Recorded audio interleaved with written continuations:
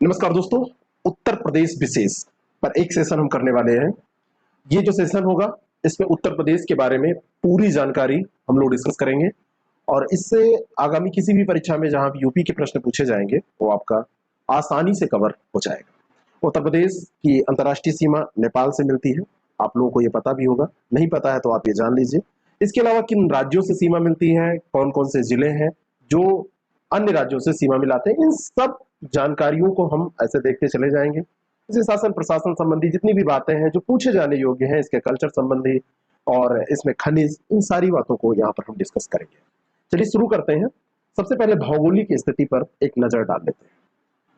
भारत के कुल क्षेत्रफल का 7.33% यूपी का क्षेत्रफल है। 2,40,923 वर्ग किलोमीटर इसका क्षेत्रफल पाया जाता है। भारत के मानचित्र में आप देखेंगे तो आपको यूपी यहाँ पे नजर आएगा।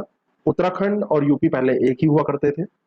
2000 में इसका विभाजन हुआ और उस विभाजन के बाद में नवंबर में, और जब इसका विभाजन हुआ तो उस विभाजन के बाद में नवंबर 2000 में उत्तराखंड अलग हो गया और यूपी अलग हो गया। उसकी तिथि क्या है विभाजन की, ये जरा कमेंट कीजिएगा। उत्तर प्रदेश का भौगोलिक क्षेत्रफल इतना है, 2,40,928। अक्षांशीय विस्तार ये 23 डिग्री 52 से मिनट से 31 डिग्री 28 मिनट तक है। उत्तरी अक्षांश के मध्य में ही इसका विस्तार है, क्योंकि जो भारत है उत्तरी गोलार्ध में ही स्थित है। और देशांतर स्थिति जो है ये 77 डिग्री 5 मिनट से 84 डिग्री 38 मिनट पूर्वी है। उत्तर दक्षिण और पूरा पश्चिम अगर विस्तार देखें तो अक्षांशीय विस्तार उत्तर दक्षिण होता है, ये 6 डिग्री 32 मिनट, और देशांतरीय विस्तार पूरा पश्चिम होता है, 7 डिग्री 33 मिनट। तो इसका देशांतरीय विस्तार ज्यादा है। क्षेत्रफल की दृष्टि से यूपी का चौथा स्थान है। राजस्थान, मध्य प्रदेश, महाराष्ट्र क्रमशः इससे बड़े हैं। उत्तर प्रदेश का सबसे उत्तरी, दक्षिण पूर्वी और पश्चिमी राज्य अगर देखा जाए तो उत्तर में उत्तराखंड पड़ेगा। आप अगर जाएंगे दक्षिण में तो छत्तीसगढ़, पूरब में आपको बिहार मिल जाएगा, और इधर आप पश्चिम में जाएंगे तो आपको हरियाणा मिल जाएगा, जिनसे इनकी सीमा मिलती है। एक आपका ललितपुर जिला है। ललितपुर जिले को आप देखेंगे तो ललितपुर जिला है यूपी का, तीन तरफ से ये मध्य प्रदेश से घिरा हुआ है। ये प्रश्न आपसे पूछा जाता है, कौन सा जिला है जो तीन तरफ से मध्य प्रदेश से घिरा हुआ है। सबसे बड़ा जिला लखीमपुर खीरी और सबसे छोटा जिला हापुड़ है। सबसे बड़े जिले को यहाँ पर देखिए, नेपाल बॉर्डर पर लखीमपुर खीरी, और यहाँ पर आपका पड़ता है हापुड़। हापुड़ गाजियाबाद, गौतम बुद्ध नगर, अमरोहा, बुलंदशहर और मेरठ से सीमा मिलाता है, और हापुड़ सबसे छोटा जिला है इसके क्षेत्रफल के मामले में। उत्तर प्रदेश का सबसे उत्तरी, दक्षिण पूर्वी और पश्चिमी जिला आप देखें, दक्षिणी पूर्वी और पश्चिमी, ये जिलों को आप देखेंगे तो उत्तर में आपको सहारनपुर मिलेगा जो सबसे उत्तरी सीमा बनाता है। इसके उत्तर में किसी भी जिले का आपको क्षेत्र नहीं मिलेगा। आप सबसे दक्षिण में जाएंगे तो दक्षिण में आपको कौन सा जिला मिलेगा, दक्षिण में आपको मिल जाएगा सोनभद्र। यहाँ पर देखिए ये सोनभद्र है। पूरब में जाएंगे तो आपको ये बलिया मिल जाएगा, बलिया, इसके बाद में ये बिहार का एरिया आ जाता है, और बलिया जो है सबसे पूरब में है। और अगर आपने देखा है पश्चिम में, तो पश्चिम में सबसे पश्चिम में आपका जिला जो पड़ जाएगा, एरिया जिसका सबसे ज्यादा पश्चिम में पड़ता है, तो वो आपका शामली हो जाएगा। यहाँ पर ये देखिए, ये देखिए मथुरा, आगरा, इनसे भी पश्चिम में आपको शामली ये मिल जाएगा। आगे हम बढ़ते हैं। उत्तर प्रदेश का जो सबसे लंबी रेखा है वो किस राज्य के साथ है, किस राज्य के साथ है, तो ये मध्य प्रदेश के साथ ये सीमा सबसे लंबी बनाता है। मध्य प्रदेश इसके साउथ में पड़ेगा, और यहां देखिए आप, पूरा यहां से स्टार्ट होगा और यहां से ये पूरी सीमा चली आएगी मध्य प्रदेश। मैप को दिमाग में बिठाने की कोशिश करिए, यहां तक ये पूरा मध्य प्रदेश का एरिया आपको मिलेगा। इसके बाद में इधर छत्तीसगढ़, फिर झारखंड, बिहार, इनका एरिया आता है। तो मध्य प्रदेश की सीमा सबसे लंबी है जो उत्तर प्रदेश के साथ साझा होती है। उत्तर प्रदेश की पूर्व से पश्चिम की लंबाई 650 है, और उत्तर से दक्षिण की जो लंबाई या चौड़ाई आप कहिए तो 240 किलोमीटर है। उत्तर प्रदेश भूगर्भिक दृष्टि से भारत का एक प्राचीनतम गोंडवाना लैंड महाद्वीप का भूभाग है। अगर आपसे पूछ लिया जाए तो ये गोंडवाना लैंड का भूभाग है। सर्वाधिक क्षेत्रफल वाले जिलों की बात करें तो लखीमपुर खीरी, लखीमपुर खीरी के बाद सोनभद्र, और फिर हरदोई, फिर सीतापुर। ये चारों जिलों का नाम याद कर लीजिए, लखीमपुर खीरी, सोनभद्र, हरदोई और सीतापुर। यानी LSHS ये फार्मूला इसका बनता है, लसो हसी, लसो हसी करके भी आप याद कर सकते हैं।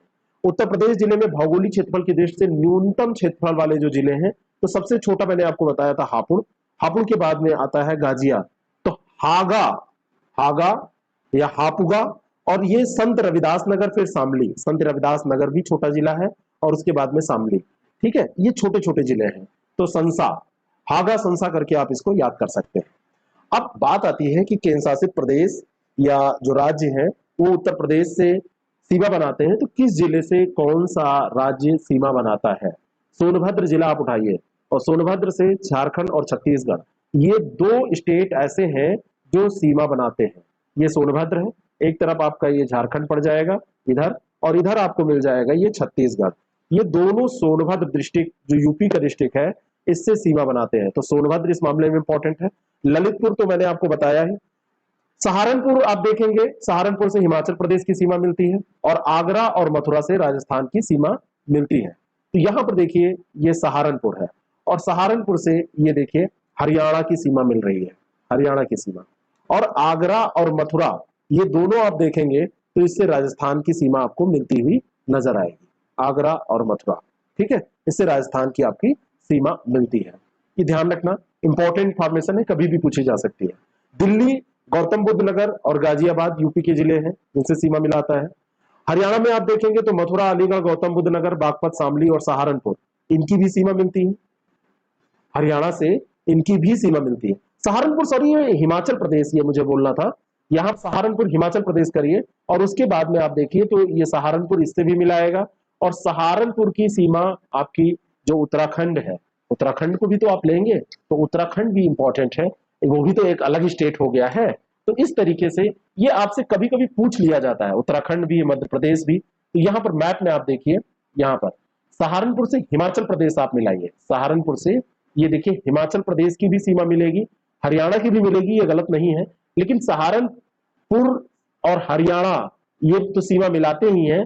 हरियाणा से और कौन कौन से राज्य सीमा मिलाते हैं, तो आप देखिए हरियाणा से मथुरा, अलीगढ़, गौतम बुद्ध नगर, बागपत, शामली और सहारनपुर की सीमा मिलती है। बिहार से एक तो बलिया मैंने आपको बताया था, दूसरा देवरिया, कुशीनगर, महाराजगंज, गाजीपुर, चंदौली और सोनभद्र। गाजीपुर जो जिला है ये पहले बनारस में ही हुआ करता था, और उससे निकालकर इसको अलग करके कई जिलों का जब गठन छोटे जिलों का किया गया था, कहने का मतलब बड़े जिलों से छोटे जिले बनाए गए थे, जैसे बहराइच और श्रावस्ती एक में हुआ करते थे, तो इनको अलग कर दिया गया। बलरामपुर गोंडा का हिस्सा हुआ करता था, इसको अलग किया गया। नेपाल से सीमा बनाने वाले 7 जिले हैं, इसमें पीलीभीत, लखीमपुर खीरी और बहराइच, श्रावस्ती, बलरामपुर, सिद्धार्थनगर और महाराजगंज आते हैं। इस तरीके से आप इनको तैयार रखेंगे तो कभी भी आपके प्रश्न ये गलत नहीं होंगे। तो देखिए लखीमपुर खीरी की सीमा भी आपकी जो है ये यहां से आप इसको देखिए, ये किससे मिलती है? नेपाल से मिलती है। बहराइच से नेपाल की, श्रावस्ती, बलरामपुर और ये देखिए यहाँ पर सिद्धार्थनगर, महाराजगंज, इन सब की सीमा आपकी मिलती है। पीलीभीत की सीमा भी आपकी नेपाल से मिलती है। तो ये इंपॉर्टेंट है, नेपाल से 7 जिलों की सीमा मिलती है, सिद्धार्थनगर, महाराजगंज, ये भी ध्यान रखना है। उत्तराखंड से बात करें तो पीलीभीत की सीमा मिलती ही है, साथ में बरेली, रामपुर, मुरादाबाद, बिजनौर, मुजफ्फरनगर और सहारनपुर की सीमा मिलती है। यहाँ पर एक बार मैप में आप देख लीजिए, उत्तराखंड से सीमावर्ती राज्यों को आप देखिए तो सहारनपुर, मुजफ्फरनगर, बिजनौर, मुरादाबाद, रामपुर, बरेली, पीलीभीत, इन सब की सीमा आपकी उत्तराखंड से मिलती हुई नजर आ जाएगी। मध्य प्रदेश से सीमा आप देखिए किसकी किसकी मिलती है, फिरोजाबाद है, इटावा है, जालौन है, झांसी है, ललितपुर 3 तरफ से घिरा ही हुआ है, महोबा है, हमीरपुर है, बांदा है, चित्रकूट है, और यहाँ पर कौशाम्बी की नहीं मिलेगी, कौशाम्बी यहाँ तक है, और इलाहाबाद, मिर्जापुर है, और साथ में सोनभद्र है, इसकी सीमा आपकी मिलती है मध्य प्रदेश से। तो इनका भी नाम आप याद रखिएगा, सोनभद्र, मिर्जापुर, इलाहाबाद, चित्रकूट, बांदा, महोबा, इन सब की। ये एक बेसिक इंफॉर्मेशन रही यूपी की भौगोलिक स्थिति के बारे में। उत्तर प्रदेश का जो क्षेत्र है वो भाबर और तराई क्षेत्र में बांटा जाता है। भाबर क्षेत्र ये आप सहारनपुर से देखेंगे और पूरब में आप चले जाएंगे, देवरिया, कुशीनगर, पडरौना जो पड़ता है वहां तक ये विस्तृत है। नदियां प्राय यहाँ पर लुप्त हो जाती हैं, जलोढ़ शंकु और जलोढ़ पंख जैसी स्थितियां यहाँ पर पाई जाती हैं। तराई क्षेत्र जो है ये भाबर क्षेत्र के और दक्षिण में जब आप आएंगे तो एक पट्टी आपको मिलेगी, यहाँ पर ये भाबर, और भाबर के दक्षिण में आपको ये तराई मिलेगी। सहारनपुर, पीलीभीत, बिजनौर, बरेली, लखीमपुर, बस्ती, गोरखपुर, महाराजगंज, सिद्धार्थनगर, देवरिया, कुशीनगर में इसका विस्तार है। 80 से 90 किलोमीटर की ये पट्टी है पूरी। पश्चिम में जाने पर क्रमशः ये कम चौड़ी हो जाएगी, पूरब में आप बढ़ेंगे तो इसकी चौड़ाई बढ़ती चली जाती है। यहाँ पर साल, साख, सेमल और तेंदू, हल्दू, इन सब के वृक्ष पाए जाते हैं। और यहाँ पर जो जलोढ़ मिट्टी पाई जाती है तराई क्षेत्र में, इसको राढ़ के नाम से जाना जाता है। यहाँ पर मच्छर भी आपको मिलेंगे, कई बीमारियां भी फैलने का खतरा रहेगा क्योंकि दलदली क्षेत्र है और दलदली क्षेत्रों में कीड़े पतंगे मच्छर ये सब ज्यादा पाए जाते हैं।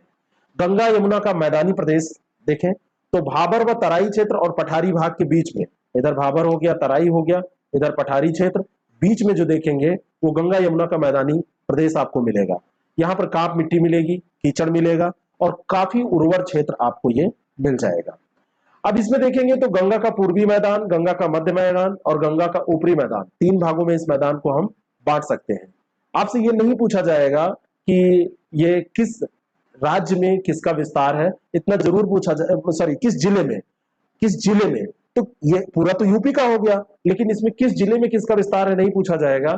कभी पूछा जाए तो गंगा का पूर्वी मैदान, मध्यवर्ती मैदान और गंगा का ऊपरी मैदान, ये तीन भागों में इसको हम ऐसे बांट देते हैं। तो तीन भागों में बांटकर इसको आप ऐसे पढ़ सकते हैं। अब जो नदियां मिट्टी लाती हैं तो उन नदियों द्वारा लाई गई मिट्टी और इसकी संरचना के आधार पर हम इनको दो भागों में बांट देते हैं। और ये जो दो भाग हैं इसमें एक खादर क्षेत्र विकसित होता है, जलोढ़ निक्षेप जो है वो खादर क्षेत्र वाली मिट्टी अधिक उपजाऊ, ज्यादा यहाँ पर अन्न का उत्पादन करने वाली ये मिट्टी होती है। यमुना और चंबल के तलहटी बीहड़ यहाँ पर पाए जाते हैं, यहाँ की मिट्टी कम उपजाऊ होती है। बाकी जो क्षेत्र है खादर क्षेत्र, वहां पर जलोढ़ मिट्टी के कारण उपजाऊपन, फर्टिलिटी ज्यादा होती है। बांगर जो क्षेत्र है ये अत्यधिक ऊंचाई पर पाए जाते हैं, नदियों के बाढ़ का पानी यहाँ पर नहीं पहुंचता है और यहाँ पर केवल कांप मिट्टी के जमाव क्षेत्र पाए जाते हैं, इसलिए यहाँ पर उतनी उर्वरता नहीं पाई जाती। खनन यहाँ पर वैसे भी बड़ी मात्रा में हुआ है, इसलिए उर्वरता यहाँ पर इस कारण से भी क्षीण हो गई है। दक्षिण का पठारी प्रदेश अगर हम देखें तो दक्षिण में पठारी प्रदेश जहां पे चंबल, सोन, टोंस, केन और बेतवा इस क्षेत्र में जो प्रमुख नदियां हैं बहती हैं, ये यमुना और गंगा के दक्षिण भाग में आपको जाने पर ये क्षेत्र मिलता है। और ये क्षेत्र जो है ये दक्कन के पठार का ही विस्तार है और दक्कन के पठार का ये जो विस्तार है इसको बुंदेलखंड पठार के नाम से जाना जाता है। पूरा आपको ये एरिया मिल जाएगा जब आप दक्षिण भाग में यूपी के बढ़ेंगे तो यहाँ पर ये पूरा आपको एरिया मिल जाएगा। ये इस वाले एरियाज की ये बात हो रही है, यहाँ पर ये एरिया आपको जो दक्षिण में मिलेगा, एमपी का भी पार्ट इसमें आएगा, लेकिन यूपी की जो बात है वो यहाँ वाला एरिया आपको मिल जाएगा जो पठारी प्रकार की प्रकृति रखता है। दक्षिण पठारी क्षेत्र की पूर्वी सीमा केन नदी के द्वारा निर्धारित होती है। पश्चिमी सीमा का जो निर्धारण है वो बेतवा और पाहुज नदियों के द्वारा होता है। दक्षिणी पठारी क्षेत्र की दक्षिणी सीमा का निर्धारण बिंद श्रेणियों के द्वारा होता है और उत्तरी पश्चिमी सीमा का निर्धारण गंगा और यमुना नदियों के द्वारा होता है। ये जो क्षेत्र है पूरा पठारी, इसमें इसकी ऊंचाई 300 मीटर और कहीं कहीं पर 450 मीटर से 600 मीटर तक भी पाई जाती है। यानी कि जो यहाँ पर पठार पाए जा रहे हैं ये पठार बहुत ऊंचे तो नहीं है, लेकिन इनकी ऊंचाई जो है वो इतनी जरूर पाई जाती है। एवरेज में आप कह सकते हैं कि 400 से 500 मीटर के बीच में ऊंचाई मिलती है। उत्तर प्रदेश में जो शिवालिक पहाड़ी का विस्तार है, तो शिवालिक पहाड़ियों को गोरखपुर में आप जाएंगे तो वहां पर डुंडवा के नाम से जाना जाता है। ये प्रश्न पूछा जाता है, आपसे पूछ लिया जाए कि शिवालिक पहाड़ियों को गोरखपुर के समीप क्या कहा जाता है, तो डुंडवा। ये डुंडवा कहाँ कहा जाता है? ये जो पूरा क्षेत्र है पठारी क्षेत्र, इसमें वर्षा की जो मात्रा है वो कम है ना, कमी है। इस कारण से यहाँ पर फर्टिलिटी भी नहीं मिलेगी और यहाँ पर जो खेती की जाएगी वो मोटे अनाजों की, ज्वार, चना, सरसों, दलहनी फसलों की और गेहूं की ज्यादा से ज्यादा खेती हो पाएगी। और इसी क्षेत्र में चलास नामक घास भी पाई जाती है। यानी कि ये कौन सा क्षेत्र है? दक्षिण का जो पठारी क्षेत्र है, पठारी क्षेत्र में चलास नामक घास पाई जाती है, ये आपसे पूछा जा सकता है। चलिए बात कर लेते हैं जलवायु की। यूपी के जलवायु के बारे में आपसे पूछा जाता है तो यहाँ की जलवायु उष्णकटिबंधीय और मानसूनी दोनों है। याद करिए, उष्णकटिबंधीय और मानसूनी दोनों शब्द याद रखिएगा।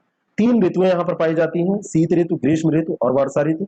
ग्रीष्म ऋतु में आप देखेंगे 36 से 39 डिग्री तक तापमान आपको मिलेगा अधिकतम, कभी कभी और बढ़ भी जाएगा, ये नॉर्मल की बात होती है। औसत न्यूनतम तापमान 21 से 23 डिग्री आपको मिलेगा और मार्च से मध्य जून तक यहाँ गर्मी का महीना रहता है। सबसे कम गर्मी वाला जो जिला है वो बरेली है और सबसे अधिक जो औसत तापमान पाया जाता है वो बुंदेलखंड में पाया जाता है। एक प्रश्न आपसे पूछा जाता है कि लू किस महीने में चलती है? एक तो ग्रीष्म ऋतु में चलेगी और मई से जून के मध्य चलने वाली तीव्र पश्चिमी हवाएं जो होती हैं उन्हीं को लू कहते हैं और ये मई से जून के मध्य में चलेंगी। ग्रीष्म ऋतु में मई से जून के मध्य तक आपको ये चलती हुई मिलेंगी। लू लग जाती है, लोग बीमार हो जाते हैं, बुखार होने लगता है, पेट गड़बड़ हो जाता है, शीत ऋतु की बात करें तो अक्टूबर, अब अक्टूबर से स्टार्ट होगी, अक्टूबर नवंबर माह में, और फिर आप जाएंगे तो जनवरी फरवरी तक कुछ ज्यादा ठंडक, जनवरी सबसे ठंडा महीना आपको मिलेगा यहाँ पर। यहाँ पर पर्वतीय क्षेत्रों में आप जाएंगे तो यहाँ पर 10 डिग्री सेंटीग्रेड तक आपको तापमान न्यूनतम मिलेगा, माइनस वाइनस में नहीं जाएगा, ध्यान रखिएगा, ये कोई हिल एरिया नहीं है। और दक्षिणी पहाड़ी और पठारी क्षेत्रों पर ये थोड़ा सा ज्यादा, 13 डिग्री सेंटीग्रेड तक, यानी कि नॉर्थ टू साउथ जाने पर इतना टेम्परेचर, क्योंकि विषुवत रेखा की ओर जा रहे हैं तो इतना बढ़ जाता है। तीसरी ऋतु है वर्षा ऋतु, जून के माह में यहाँ पे वर्षा प्रारंभ होती है, और यहाँ पर दक्षिण पश्चिमी मानसून के द्वारा वर्षा होती है। पूछा जाए कि किस शाखा से, तो बंगाल की खाड़ी की जो शाखा है उससे, पूर्वा शाखा बोलते हैं, उससे प्राप्त होती है। ठीक है, न्यूनतम वर्षा मथुरा में होती है और अधिकतम वर्षा यूपी में गोरखपुर में होती है। मथुरा में 54.5 सेंटीमीटर और गोरखपुर में 184.7 सेंटीमीटर। ये रहा यूपी का आपका भूगोल वाला पोर्शन, इसको हमने समाप्त कर लिया। ज्यादातर पोर्शन जो हम यहां पर करेंगे वो इंपॉर्टेंट वाले पोर्शन करेंगे। डिस्ट्रिक्ट कितने हैं ये आपको पता रहता है, बाद में हम उसको भले देख लेंगे, लेकिन अभी जो है सबसे इंपॉर्टेंट जो पोर्शंस हैं उनको हम कर लें। अब इतिहास के बारे में हम डिस्कस करने जा रहे हैं। प्राचीन काल की बात है, उत्तर प्रदेश को मध्य देश के नाम से जाना जाता था। उत्तर प्रदेश में जो बहने वाली नदियां हैं, गंगा नदी का एक बार और यमुना नदी का 3 बार ऋग्वेद में उल्लेख भी मिलता है। प्राचीन भारत जब आप पढ़ते हैं तो ऋग्वेद तक भी पहुंचेंगे, तो गंगा नदी केवल एक बार उल्लिखित है ऋग्वेद में, लेकिन यमुना नदी का 3 बार ऋग्वेद में उल्लेख है। गंडक का सदानीरा और गोमती का गोमल नाम मिलता है। पूछा जाता है ना कि गोमल क्या है, तो गोमती का नाम है, और सदानीरा गंडक का नाम है।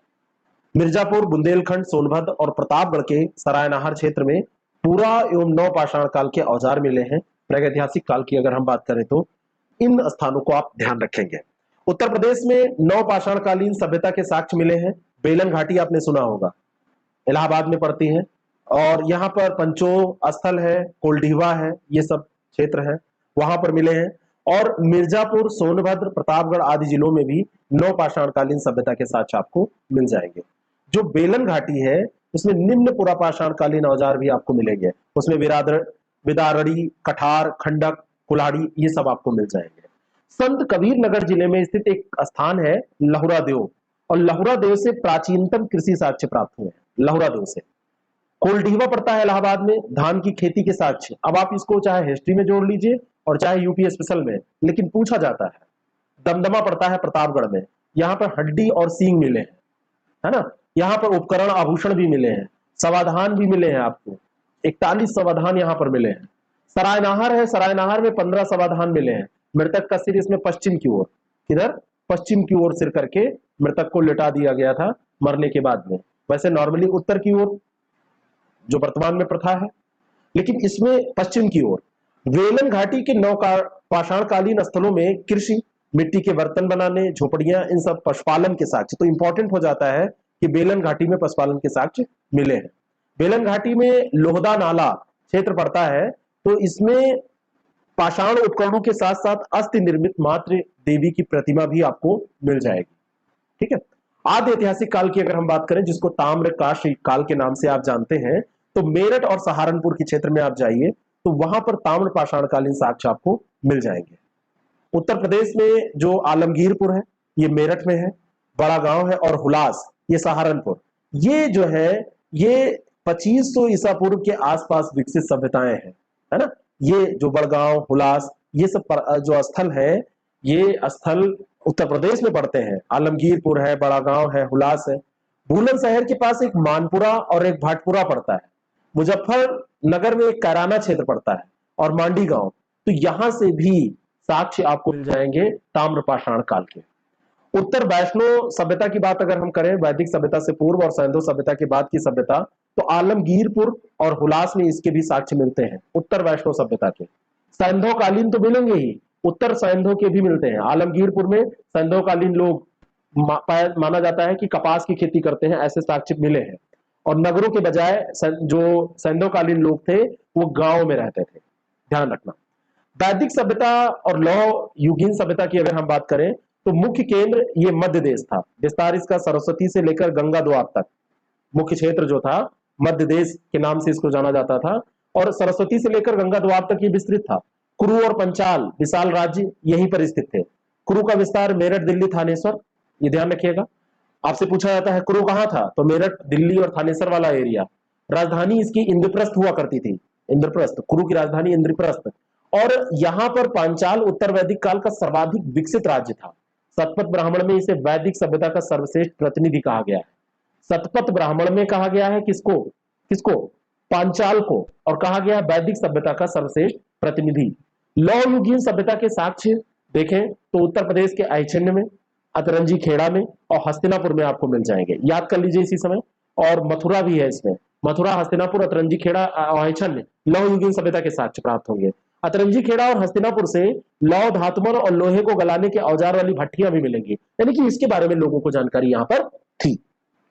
महाजनपद काल में उत्तर प्रदेश की अगर हम बात करें तो 6वीं शताब्दी ईसा पूर्व में 16 महाजनपदों के बारे में जो जानकारी मिलती है, इनमें से 8 महाजनपद आपको उत्तर प्रदेश में जो मिले, उसमें कुरु, ये दिल्ली, मेरठ, थानेश्वर, इंद्रप्रस्थ इसकी राजधानी। सूरसेन, मथुरा के आसपास का क्षेत्र, मथुरा इसकी राजधानी। पांचाल, फर्रुखाबाद और बुदायूं के पास का जो रामनगर है वो पूरा क्षेत्र, आइछन्य इसकी राजधानी। वत्स, इलाहाबाद वाला क्षेत्र, कौशाम्बी इसकी राजधानी। मल्ल, कुशीनगर और पावा इसकी राजधानियां थी। कौशल, ये अवध वाला क्षेत्र था। ये साकेत और श्रावस्ती ये इसकी राजधानी थी। और चेदी, ये बुंदेलखंड, सुक्तमती, चेदी का सुक्तमती बांदा में पड़ता है। और जो वाराणसी का क्षेत्र था ये काशी में आता था, वाराणसी इसकी राजधानी थी। तो ये 8 जो है ये आपको मिल जाएंगे महाजनपद काल के, जो यूपी में महाजनपद थे। उत्तर प्रदेश बौद्ध और जैन धर्म, बौद्ध धर्म का पालना ही उत्तर प्रदेश को कहा जाता है ना।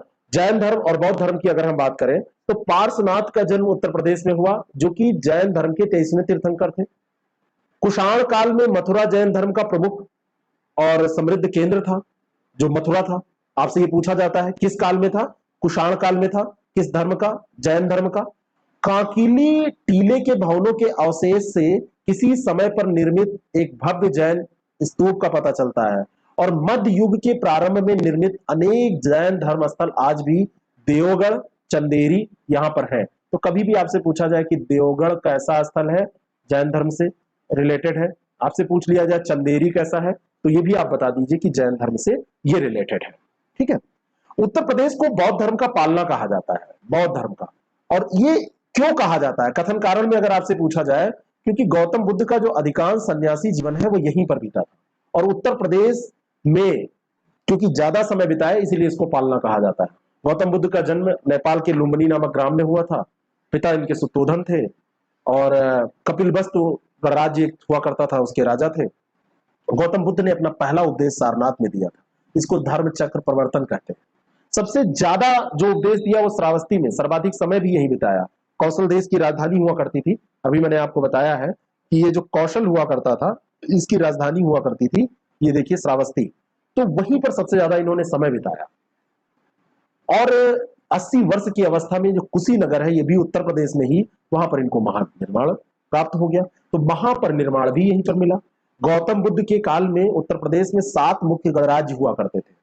कपिलवस्तु के साक्य, केलपुत्र के कालाम, चुनार के भग, रामग्राम के केलिए, कुशीनारा के मल्ल और पावा के मल्ल, और पिपलियन के मौर्य, पिपलिवन के मौर्य, ये आपसे पूछे जाते हैं, सुमेलित करने में ध्यान रखना। मौर्य साम्राज्य जब था, अशोक के स्तंभ और शिलालेख की अगर हम बात करें तो सारनाथ, इलाहाबाद, मेरठ, कौशाम्बी, संकिसा, सिद्धार्थनगर और मिर्जापुर, यहां पर अशोक के स्तंभ मिलते हैं। मौर्य साम्राज्य के दौरान यहां पर स्तंभ मिलने का मतलब क्या है, ये क्षेत्र उनके शासन के अधीन था और वो लोग इस क्षेत्र को तवज्जो देते थे, तभी तो यहाँ पर स्तंभ और शिलालेख मिल रहे हैं। और अशोक द्वारा सारनाथ या वाराणसी में जो स्तंभ लेख है उस पर सिंहों की जो आकृति बनी हुई है, वो ये सिंहों की आकृति बनी हुई है। और इसका इंपॉर्टेंस ये है, ये हमारे जो कहां पर इसको हमारा किसमें अपनाया गया है, ये जरा बताइएगा। ये जो सिंहों की आकृति है इसका क्या उपयोग है, प्रश्न क्या पूछा जाता है। सत्यमेव जयते, मुंडकोपनिषद सब आपने याद किया है, जरा इसको बताइएगा। टोपरा पड़ता है एक स्थान और एक स्थान पड़ता है मेरठ। तो टोपरा और मेरठ स्तंभ लेख को फिरोज शाह तुगलक ने दिल्ली में कौशाम्बी स्तंभ लेख को अकबर द्वारा प्रयाग के किले में स्थापित किया गया था। तो टोपरा और मेरठ ये फिरोज शाह तुगलक ने किया था दिल्ली में स्थापित, और कौशाम्बी वाले को अकबर ने किया था प्रयाग में। एक है धर्मराज का स्तूप, इस स्तूप का निर्माण मौर्य सम्राट अशोक ने करवाया था। बहुत इंपॉर्टेंट है। 1794 में बनारस के दीवान थे जगत सिंह, उनके आदमियों ने काशी का प्रसिद्ध मोहल्ला जगतगंज बनाने के लिए इसको खोद डाला था। शुंग वंश और कुषाण वंश की बात करें तो अयोध्या से शिलालेख हमको प्राप्त होते हैं, तो उसमें पता चलता है कि जो पुष्यमित्र शुंग था उसने 2 अश्वमेध यज्ञ कराए थे। कालिदास की जो मालिकाग्निमित्रम है, इसमें दोनों यज्ञों का वर्णन आपको मिल जाएगा। कुषाण जो थे, कुषाणों की राजधानी मथुरा थी, और कुषाण काल के सिक्के, मूर्तियां, अभिलेख ये सब आपको यहां से मिल जाएंगे। मथुरा जिसको मोरा कहा जाता था, वहां पे ब्राह्मी लिपि के उत्कीर्ण लेख में मथुरा शाखा के प्रथम राजुल का भी उल्लेख आपको मिलता है। गुप्त वंश की अगर हम बात करें तो गुप्त और गुप्तोत्तर दोनों काल की अगर हम बात करें तो 355 से 455 ईस्वी तक गुप्त साम्राज्य की संपूर्ण राजनीतिक एकता के सूत्र में बांधे रखने का कार्य उत्तर प्रदेश ने किया था, कि गुप्त साम्राज्य को बांधे रखा था। झांसी में आप जाइए तो देवगढ़ में गुप्तकालीन दशावतार मंदिर मिलता है। पूछा जाएगा कि गुप्तकालीन दशावतार मंदिर कहां है, तो देवगढ़ में है। और देवगढ़ कहां है? झांसी में। एक पड़ता है भीतरगांव कानपुर में, दूसरा ये देवगढ़ झांसी में, और तीसरा है भीतरी गाजीपुर में। यहां पर मंदिरों के अवशेष आपको मिलते हैं। उत्तरापथ के 12 राज्यों में 4 उत्तर प्रदेश में स्थित है। कितने राज्यों में? 12, और उसमें से 4 उत्तर प्रदेश में। समुद्रगुप्त के उत्तरापथ और दक्षिणापथ अभिमानों का प्रयाग प्रशस्ति में उल्लेख भी मिल जाता है आपको। गुप्त काल में मथुरा और सारनाथ ये सर्वश्रेष्ठ बौद्ध प्रतिमाओं का निर्माण यहां पर किया गया, इसके लिए जाने जाते हैं। आरंभिक गुप्तकालीन मुद्राएं आप देखेंगे, पुरातात्विक अवशेष देखेंगे तो सर्वाधिक मात्रा में, सर्वाधिक संख्या में उत्तर प्रदेश से आपको मिलेंगे। कन्नौज 7वीं शताब्दी तक उत्तर भारत का मुख्य नगर था। पहले ये पाटलिपुत्र हुआ करता था, पटना जिसको आप कहते हैं। तो पाटलिपुत्र के बाद में कन्नौज बना था, पूरे भारत का, केवल उत्तर प्रदेश का नहीं। और वो कहां है कन्नौज? यहां पर उत्तर प्रदेश में। मिहिरकुल और तोरमार के नेतृत्व में उत्तरी पश्चिमी चीन के श्वेत हुणों ने मथुरा, कन्नौज और कौशाम्बी को नष्ट किया था। तो किसने किया था? मिहिरकुल और तोरमार के नेतृत्व में ये हूण लोग थे, और कन्नौज के मौखौर्य वंश के शासक ईशान वर्मा ने हूणों को हराया था, और हूणों को हराकर भारत को हूणों से मुक्त कराया था। किसने? ईशान वर्मा ने। अब बात करते हैं पुष्यभूति, गुर्जर प्रतिहार और गहड़वाल वंश और उत्तर प्रदेश के संबंधों की। हर्षवर्धन ने थानेश्वर के स्थान पर कन्नौज को राजधानी बनाया था। एक फैक्ट ये याद करिए। और पुष्यभूत वंश का सर्वाधिक योग्य शासक था कौन? हर्षवर्धन। और चीनी यात्री ह्वेनसांग सर्वप्रथम किसके समय आया था? तो ह्वेनसांग और हर्षवर्धन एच से याद रखिएगा। कन्नौज और प्रयाग में 2 विशाल धर्म सभाओं का आयोजन भी हर्षवर्धन ने कराया था। कन्नौज पर अधिपत्य तो 2 जगह कराया था, एक तो कन्नौज में और एक दूसरा प्रयाग में। और फिर कन्नौज में अधिपत्य को लेकर पाल प्रतिहार और राष्ट्रकूट, इनके बीच में त्रिकोणीय संघर्ष हुआ था, पाल प्रतिहार और राष्ट्रकूट के बीच में। और अंत में जो प्रतिहार है, गुर्जर प्रतिहार, इनकी विजय हुई थी। ग्वालियर अभिलेख में नरेश भट्ट द्वितीय का जिक्र आता है। तो कन्नौज से चक्रायुध को भगाकर उसे अपनी राजधानी बनाने का सफलतम प्रयास इसने किया था। और कन्नौज को उसकी समृद्धि की वजह से ही महादेव श्री भी कहा जाता था। किसको? कन्नौज को, है ना। इत्र के लिए भी कन्नौज जाना जाता है ना। महोदय श्री भी इसको कहा जाता है। महादेव श्री एक जगह, ये महोदय श्री भी ध्यान रखिएगा, महोदय श्री भी इसको कहा जाता है।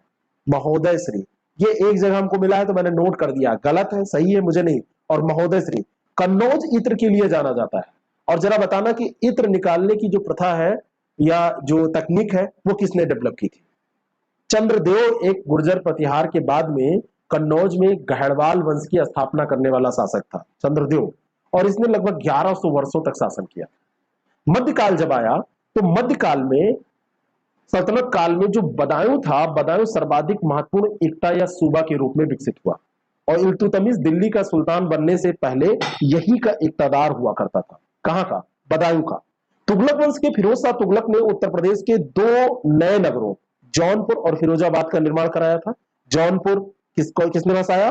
फिरोज शाह तुगलक ने। और किसके याद में?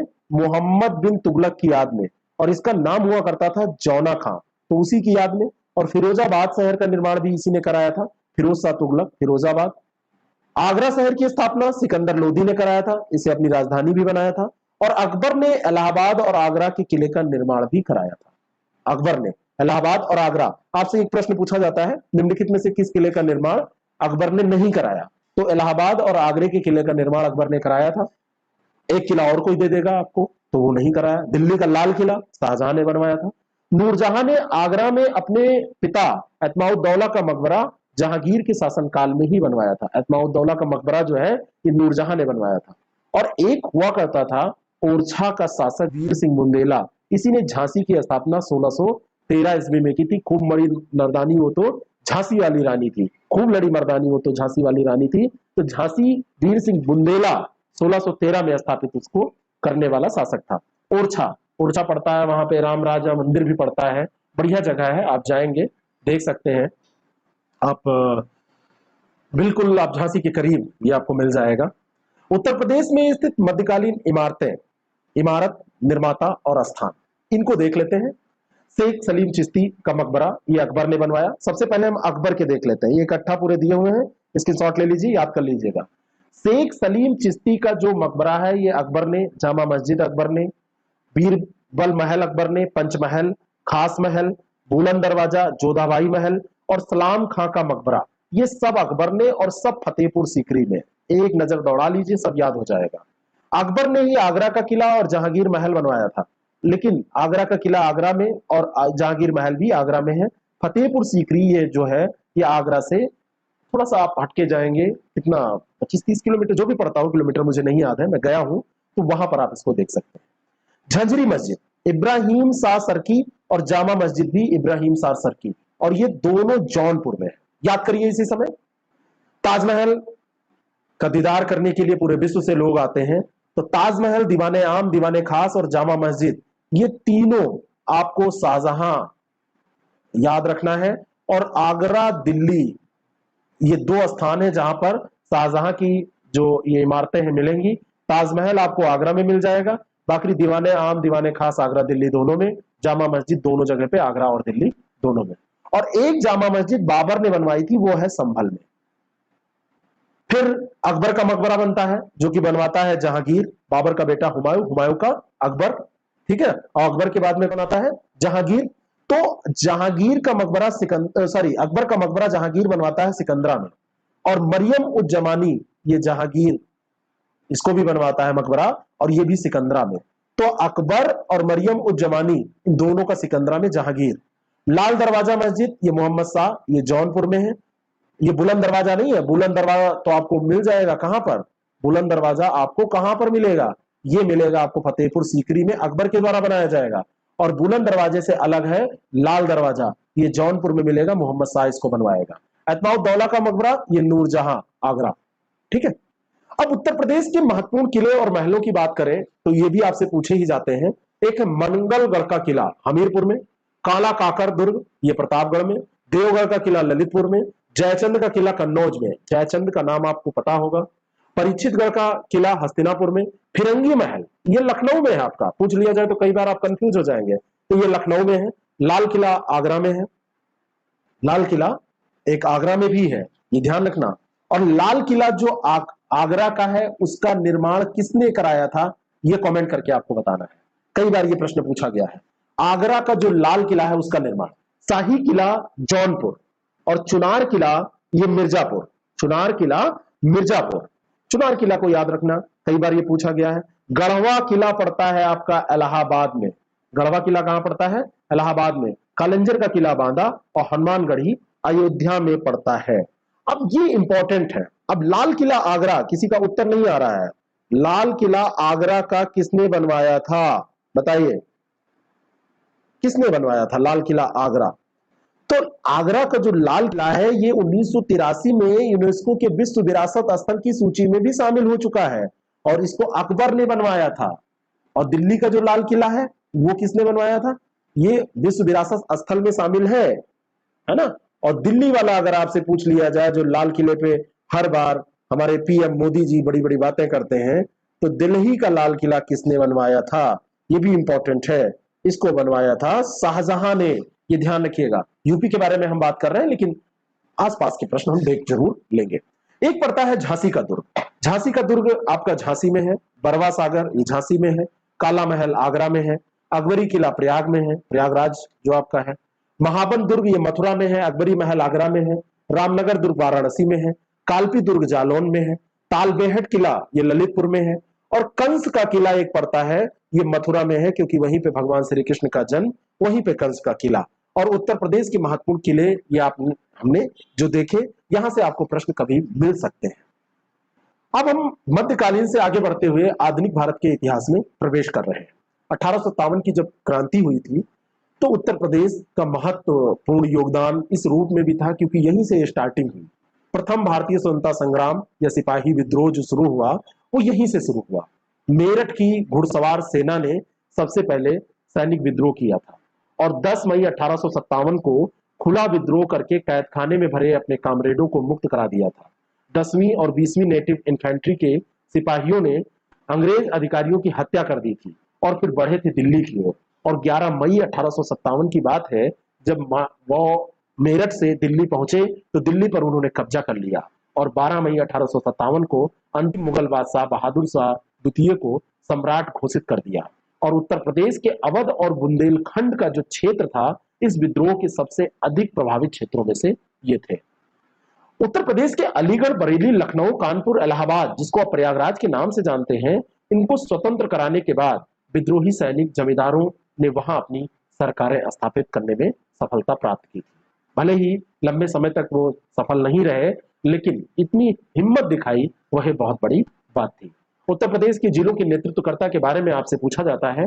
लखनऊ में बेगम हजरत महल, कानपुर में नाना साहब तात्या टोपे, फर्रुखाबाद में तफज्जुल हुसैन खान, फतेहपुर में अजीमुल्ला, बरेली में खान बहादुर खां, झांसी में रानी लक्ष्मीबाई, इलाहाबाद में लियाकत खां, मेरठ में कदम सिंह, मथुरा में देवी सिंह और फैजाबाद में मौलवी अहमदुल्ला ने 1857 की जब क्रांति हुई तो उसका नेतृत्व किया था। कानपुर और लखनऊ जिलों में ब्रिटिश सैन्य अधिकारी कैम्पबेल, जनरल हैवलॉक और विंडम ने नेतृत्व को कुचलने का प्रयास किया था। कानपुर और लखनऊ जिलों में ये कैम्पबेल, जनरल हैवलॉक और विंडम थे। 1 नवंबर 1858 की बात है, लॉर्ड कैनिंग जो था, कैनिंग के द्वारा भव्य दरबार का आयोजन किया गया था और ब्रिटेन की रानी विक्टोरिया ने अपने घोषणा पत्र में ब्रिटिश ईस्ट इंडिया कंपनी के हाथों से सत्ता अधिकृत कर ली थी इसी समय 1 नवंबर 1858 को। और इसी बैठक में, इसी जो ये दरबार का आयोजन हुआ था, इसी में गवर्नर जनरल को वायसराय की उपाधि भी प्रदान की गई थी। वर्ष 1858 में दिल्ली डिवीजन को उत्तर पश्चिमी प्रदेश से अलग कर प्रदेश की राजधानी आगरा से इलाहाबाद स्थानांतरित की गई थी। पहले राजधानी यूपी की आगरा हुआ करती थी और आगरा के बाद में प्रयागराज, इलाहाबाद जिसको कहते हैं, तो वहां पे स्थापित कर दी गई थी 1858 में। 1857 विद्रोह के पश्चात अगर उत्तर प्रदेश में राष्ट्रवाद के बारे में बात करें तो वाराणसी में भारतेंद्र हरिश्चंद्र ने 19वीं शताब्दी के उत्तरार्ध में कवि वचन सुधा नामक एक पत्रिका निकाली थी। आम जनता को उस समय जागरूक करना और उसके दिल में राष्ट्रवाद की भावना का संचार करना बेहद जरूरी था और यह काम इस पत्रिका के माध्यम से भारतेंद्र हरिश्चंद्र ने किया था।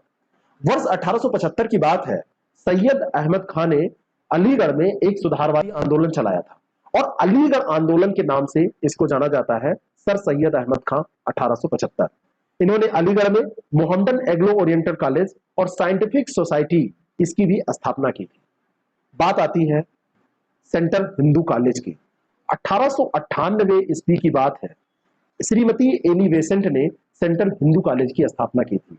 वहीं 1861 में राधा स्वामी सत्संग की स्थापना शिवदयाल साहब ने आगरा में की थी। शिवदयाल साहब। सैयद अहमद खान ने तहजीब उल अखलाक नामक एक पत्रिका भी निकाली और इसके माध्यम से मुस्लिम समाज के मध्य पाश्चात्य ज्ञान विज्ञान आंदोलन इन्होंने प्रारंभ किया था। आपसे पूछा जाए तहजीब उल अखलाक पत्रिका किस लिए, तो मुस्लिम समाज पर पाश्चात्य ज्ञान विज्ञान का प्रभाव डालने के लिए सर सैयद अहमद खान के द्वारा शुरू किया गया था। प्रथम जब अधिवेशन हुआ भारतीय कांग्रेस का, तो उसमें 72 प्रतिनिधियों ने भाग लिया। इसमें उत्तर प्रदेश का प्रतिनिधित्व किसने किया था, तो गंगा प्रसाद वर्मा, प्राणनाथ पंडित, मुंशी ज्वाला प्रसाद और जानकी नाथ घोष, ये महत्वपूर्ण नाम थे। इसके अलावा भी लोग थे, गंगा प्रसाद, प्राणनाथ, मुंशी ज्वाला प्रसाद और जानकी नाथ घोषाल। ये पार्टिसिपेट करने वाले थे जब पहला अधिवेशन हुआ था। उत्तर प्रदेश में जो कांग्रेस के अधिवेशन हुए उसमें सबसे पहले 1888 का, 1885 में कांग्रेस की स्थापना हुई। 1888 में पहला सम्मेलन जो इलाहाबाद में हुआ, उत्तर प्रदेश का पहला सम्मेलन था। पहला सम्मेलन वैसे 85, 86, 87 ये हो रहे हैं, लेकिन उत्तर प्रदेश का पहला आपसे पूछा जाए तो जॉर्ज यूल की अध्यक्षता में इलाहाबाद में। दोबारा जब 1892 में उत्तर प्रदेश में फिर आयोजित हुआ तब भी इलाहाबाद में, और तिबारा 1910 में हुआ तब भी इलाहाबाद में। तो शुरू के तीनों अधिवेशन ये कहां पर हुए हैं? शुरू के नहीं। एक यहां पर 1899 में ये हो चुका है, ये क्रम दो शुरू के 1888 और 1892 में यहां हुए, और 99 में यहां पर हुआ था लखनऊ में, और फिर 1910 में एक इलाहाबाद में हुआ है। तो इलाहाबाद में 3 बार हुए हैं। 1910 में जो इलाहाबाद में हुआ है इसमें सर विलियम वेडरमन, लेकिन जो पहला हुआ है वो जॉर्ज यूल अध्यक्ष थे। और 1892 में जब हुआ है तो WC बनर्जी। 1899 में जब लखनऊ में अधिवेशन हुआ तो रोमेश चंद्र दत्त, RC दत्त के नाम से इनको जाना जाता है, वो इसके अध्यक्ष थे। फिर लखनऊ में 1916 में हुआ तब अंबिका चरण मजूमदार के नेतृत्व में उनकी अध्यक्षता में हुआ। फिर 1936 में हुआ और ये जवाहरलाल नेहरू की अध्यक्षता में हुआ। 1916 और 1936 ये दोनों बहुत इंपॉर्टेंट है। कानपुर 1925 में जब अधिवेशन हुआ तो सरोजिनी नायडू ने इसकी अध्यक्षता की, और अध्यक्षता इसलिए इंपॉर्टेंट थी कि फर्स्ट ये वुमेन थी, इंडियन वुमेन, जिन्होंने कांग्रेस की अध्यक्षता की थी। इसके पहले कांग्रेस की अध्यक्षा रह चुकी थी, कौन? Annie Besant. लेकिन पहली भारतीय महिला आपसे पूछा जाए तो ये सरोजिनी नायडू थी। 1905 में बनारस में अधिवेशन हुआ था। ये 25 वाला जो सरोजिनी नायडू का है ये कानपुर में। 1905 में ये गोपाल कृष्ण गोखले की अध्यक्षता में हुआ था। मेरठ में 1946 में हुआ, JB कृपलानी इसके अध्यक्ष थे 1946 वाले अधिवेशन। स्वतंत्रता आंदोलन में सक्रियता और महत्वपूर्ण भूमिका की अगर हम बात करें तो उत्तर प्रदेश यूनाइटेड प्रोविंसेस में जो कांग्रेस कमेटी का पहला सम्मेलन आयोजित होता है वो मोतीलाल नेहरू की अध्यक्षता में हुआ, और ये 1909 में हुआ। आगरा में सम्मेलन हुआ और मोतीलाल नेहरू ने इसकी अध्यक्षता की थी। कांग्रेस और मुस्लिम लीग का अधिवेशन 1916 में हुआ, लखनऊ समझौता, इसीलिए मैंने वहां पे नहीं बताया था। 1916 में जब लखनऊ में अधिवेशन हुआ था, और 20 जून 1920 को इलाहाबाद में गांधी जी की अध्यक्षता में खिलाफत कमेटी की बैठक हुई। इसमें खिलाफत आंदोलन को पास किया गया था, इसके प्रस्ताव को। अक्टूबर 1920 की बात है, उत्तर प्रदेश कांग्रेस प्रांतीय सम्मेलन मुरादाबाद में आयोजित हुआ और इसकी अध्यक्षता भगवान दास ने की थी। ठीक है। असहयोग आंदोलन के दौरान अवध प्रांत के किसानों ने गैर कानूनी उगाही के विरुद्ध आंदोलन किया था, यह भी आपको ध्यान रखना है। लेकिन सबसे ज्यादा इंपॉर्टेंट यहां पर यह है कि फरवरी 1918 में उत्तर प्रदेश किसान सभा का गठन किया गया था। इसमें गौरी शंकर मिश्र, इंद्र नारायण द्विवेदी और मदन मोहन मालवीय ये महत्वपूर्ण लोग थे। बाबा रामचंद्र एक थे। दिसंबर 1920 में ये आंदोलन की बागडोर संभाली, और जब आंदोलन की बागडोर इन्होंने संभाली तो उन्होंने 17 अक्टूबर 1920 को अवध किसान सभा का गठन किया। इसी के समानांतर उत्तर प्रदेश किसान सभा के समानांतर, और गौरी शंकर मिश्र, जवाहरलाल नेहरू, माता बदल पांडे, बाबा रामचंद्र, देवनारायण पांडे और केदारनाथ के सम्मिलित होने से यह संगठन फिर और मजबूत हो गया। तो आपसे पूछा जा सकता है कब किया, तो 1920 में इन्होंने किया, और इन लोगों का समर्थन फिर मिल गया। हरदोई, बहराइच, सीतापुर ये पूरे क्षेत्र थे, वहां पर ये आंदोलन बहुत सफल हुआ, और ये मदारी पासी नामक एक किसान थे, उनके द्वारा यह आंदोलन चलाया जा रहा था इन क्षेत्रों में। किसके लिए चलाया जा रहा था? किसानों की लगान बढ़ोतरी और उपज के रूप में लगान वसूल करने की प्रथा के विरुद्ध यह था। किसान आंदोलन मूलतः छोटे किसान के लिए था, वो लोग पार्टिसिपेट करते थे। जमींदार लोग इसमें क्यों शामिल होंगे? क्योंकि वो उतने पीड़ित नहीं थे। अक्टूबर 1921 में उत्तर प्रदेश कांग्रेस का राजनीतिक सम्मेलन आगरा में हुआ था, और यहाँ पे मौलाना हसरत मोहाली द्वारा इसकी अध्यक्षता की गई थी, और जिसमें ब्रिटेन के युवराज थे प्रिंस ऑफ वेल्स, उनकी भारत यात्रा होने वाली थी, तो उसका बहिष्कार करने का निर्णय लिया गया था। एक बहुत महत्वपूर्ण घटना है, महात्मा गांधी जी के आंदोलन, जो महात्मा गांधी जी का आंदोलन था असहयोग आंदोलन, उसको वापस लेने की घटना चौरी चौरा कस्बे में जब सत्याग्रहियों के द्वारा पुलिस सिपाहियों की हत्या की गई 5 फरवरी 1922 को, तो उनके द्वारा यह फैसला लिया गया था। अक्टूबर 1924 में कांग्रेस जो था अपना तो काम कर ही रहा था, उसके अलावा कानपुर में अखिल भारतीय स्वरूप वाला हिंदुस्तान रिपब्लिक एसोसिएशन भी स्थापित हुआ। और इसमें जो प्रमुख नेता थे उनका नाम सुनते ही आपके रोए फड़फड़ा उठेंगे, आप बिल्कुल जोश में आ जाएंगे। राम प्रसाद बिस्मिल, सरदार भगत सिंह, योगेश चंद्र चटर्जी, सचिंद्र सान्याल और चंद्रशेखर आजाद। ये हिंदुस्तान रिपब्लिक एसोसिएशन, अब यहां पर कांग्रेस की तरह ये लोग काम नहीं करते थे, इसीलिए मैंने कहा वो तो काम कर ही रहे थे कि हिंदुस्तान रिपब्लिक एसोसिएशन की स्थापना हुई। युवा खून था इसमें। उत्तर प्रदेश के लखनऊ के निकट काकोरी में 9 अगस्त 1925 को ट्रेन से सरकारी धन को लूटा गया था और इसे ही काकोरी कांड का नाम दिया गया। अब इसको काकोरी कांड की जगह काकोरी ट्रेन कार्रवाई के नाम से जाना जाता है। अभी यूपी गवर्नमेंट ने इसको घोषित किया है। डेट याद रखिएगा, 9 अगस्त 1925। राम प्रसाद बिस्मिल, अशफाक उल्ला खां, रोशन सिंह, इनको फांसी दे दी गई थी इसी काकोरी संयंत्र केस में। और राम प्रसाद खन्नी, मनमथ नाथ गुप्ता, इनको कारावास मिला था। और इन्हीं की ओर से चंद्रभान गुप्ता ने मुकदमा भी लड़ा था। बाद में यूपी के ये सीएम भी बने थे। उस समय मुकदमा लड़ा फ्री में और बाद में ये सीएम बने। साइमन कमीशन आयोग का लखनऊ में बहिष्कार हुआ था नवंबर 1928 में। 1928 में साइमन कमीशन आया था और इस बहिष्कार का नेतृत्व किया था जवाहरलाल नेहरू ने। ठीक है। उत्तर प्रदेश के शिव वर्मा और जयदेव कपूर ने 8 अप्रैल 1929 को भगत सिंह और बुटकेश्वर दत्त के साथ में केंद्रीय विधानमंडल में बम फेंका था। तो इनका उसमें सहयोग था, ये ध्यान रखिएगा। ठीक है। बाद में ये सारी चीजें चलती रही। उत्तर प्रदेश के रफी अहमद किदवई, कैलाश नाथ काटजू, विजय लक्ष्मी पंडित, प्यारेलाल शर्मा, इन लोगों को इनकी जो संयुक्त उत्तर प्रदेश संयुक्त प्रांत में जब सरकार बनी तो इनके योगदान के कारण गोविंद वल्लभ पंत के साथ मंत्रिमंडल में इनको शामिल किया गया। गोविंद वल्लभ पंत को मुख्यमंत्री बनाया गया था। फिर भारत छोड़ो आंदोलन 8 अगस्त 1942 को जब कांग्रेस सम्मेलन में पास हुआ तो 9 अगस्त को गांधी जी को पूना के आगा खां महल में और जवाहरलाल नेहरू को इलाहाबाद के नैनी जेल में बंदी बनाया गया था। तो यहाँ पर जो इलाहाबाद है वो उत्तर प्रदेश से रिलेटेड है, इसलिए फैक्ट यहाँ पर दिया जा रहा है।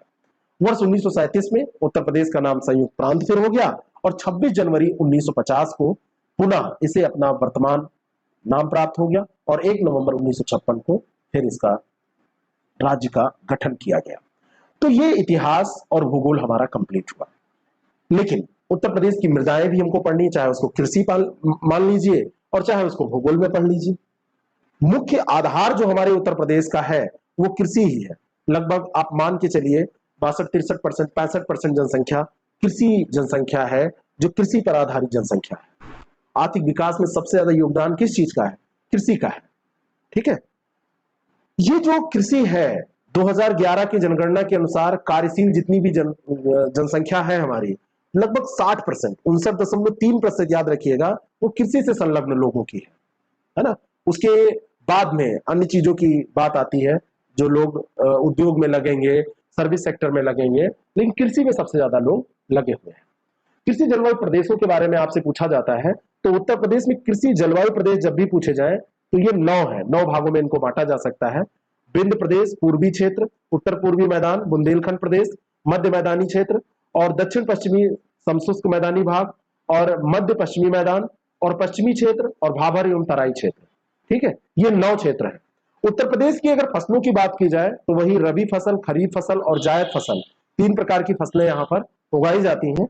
रबी फसलों में जैसे गेहूं है, जौ है, तोरिया है, राई है, पीली सरसों, अलसी, इन सबको उगाया जाता है। और इसमें जब बुआई की जाती है कम तापमान की जरूरत होती है, जैसे नवंबर में इसको लगाया जाएगा, नवंबर अक्टूबर से दिसंबर के बीच में, यानी कि नवंबर दिसंबर में इसको लगाया जाएगा और फरवरी से अप्रैल तक इसको काटा जाएगा, अलग अलग फसलों को, है ना। इसमें रबी की मक्का भी है, चना, मटर, मसूर, राजमा, बरसीम, ये सब है।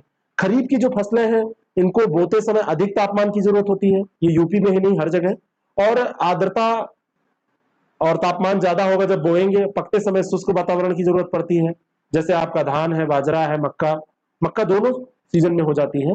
मूंगफली, शकरकंद, है ना, लोबिया और तिल, ज्वार, सनई, अरहर, सोयाबीन, ये सब आपकी खरीफ फसलें हैं और इनको अक्टूबर के आसपास काट लिया जाता है। अभी ये कटेंगी तब फिर उसके बाद में रबी की फसलें आएंगी। और जायद में जो है मक्का जायद में भी आता है, मूंग, उड़द, चना और धान, हरा चारा, साग सब्जी, ये सब जायद में आती हैं। तरबूजा, खरबूजा, ये सब फसलें आ जाती हैं। और इसमें उत्पादन जो किया जाता है वो जितने भी उपलब्ध संसाधन है उन्हीं का उपयोग करके, अलग से कोशिश नहीं की जाती है। और उत्पादकता में अगर देखा जाए वृद्धि करना है तो सिंचाई साधन आप बढ़ाइए तो इसमें उत्पादकता में वृद्धि हो जाएगी।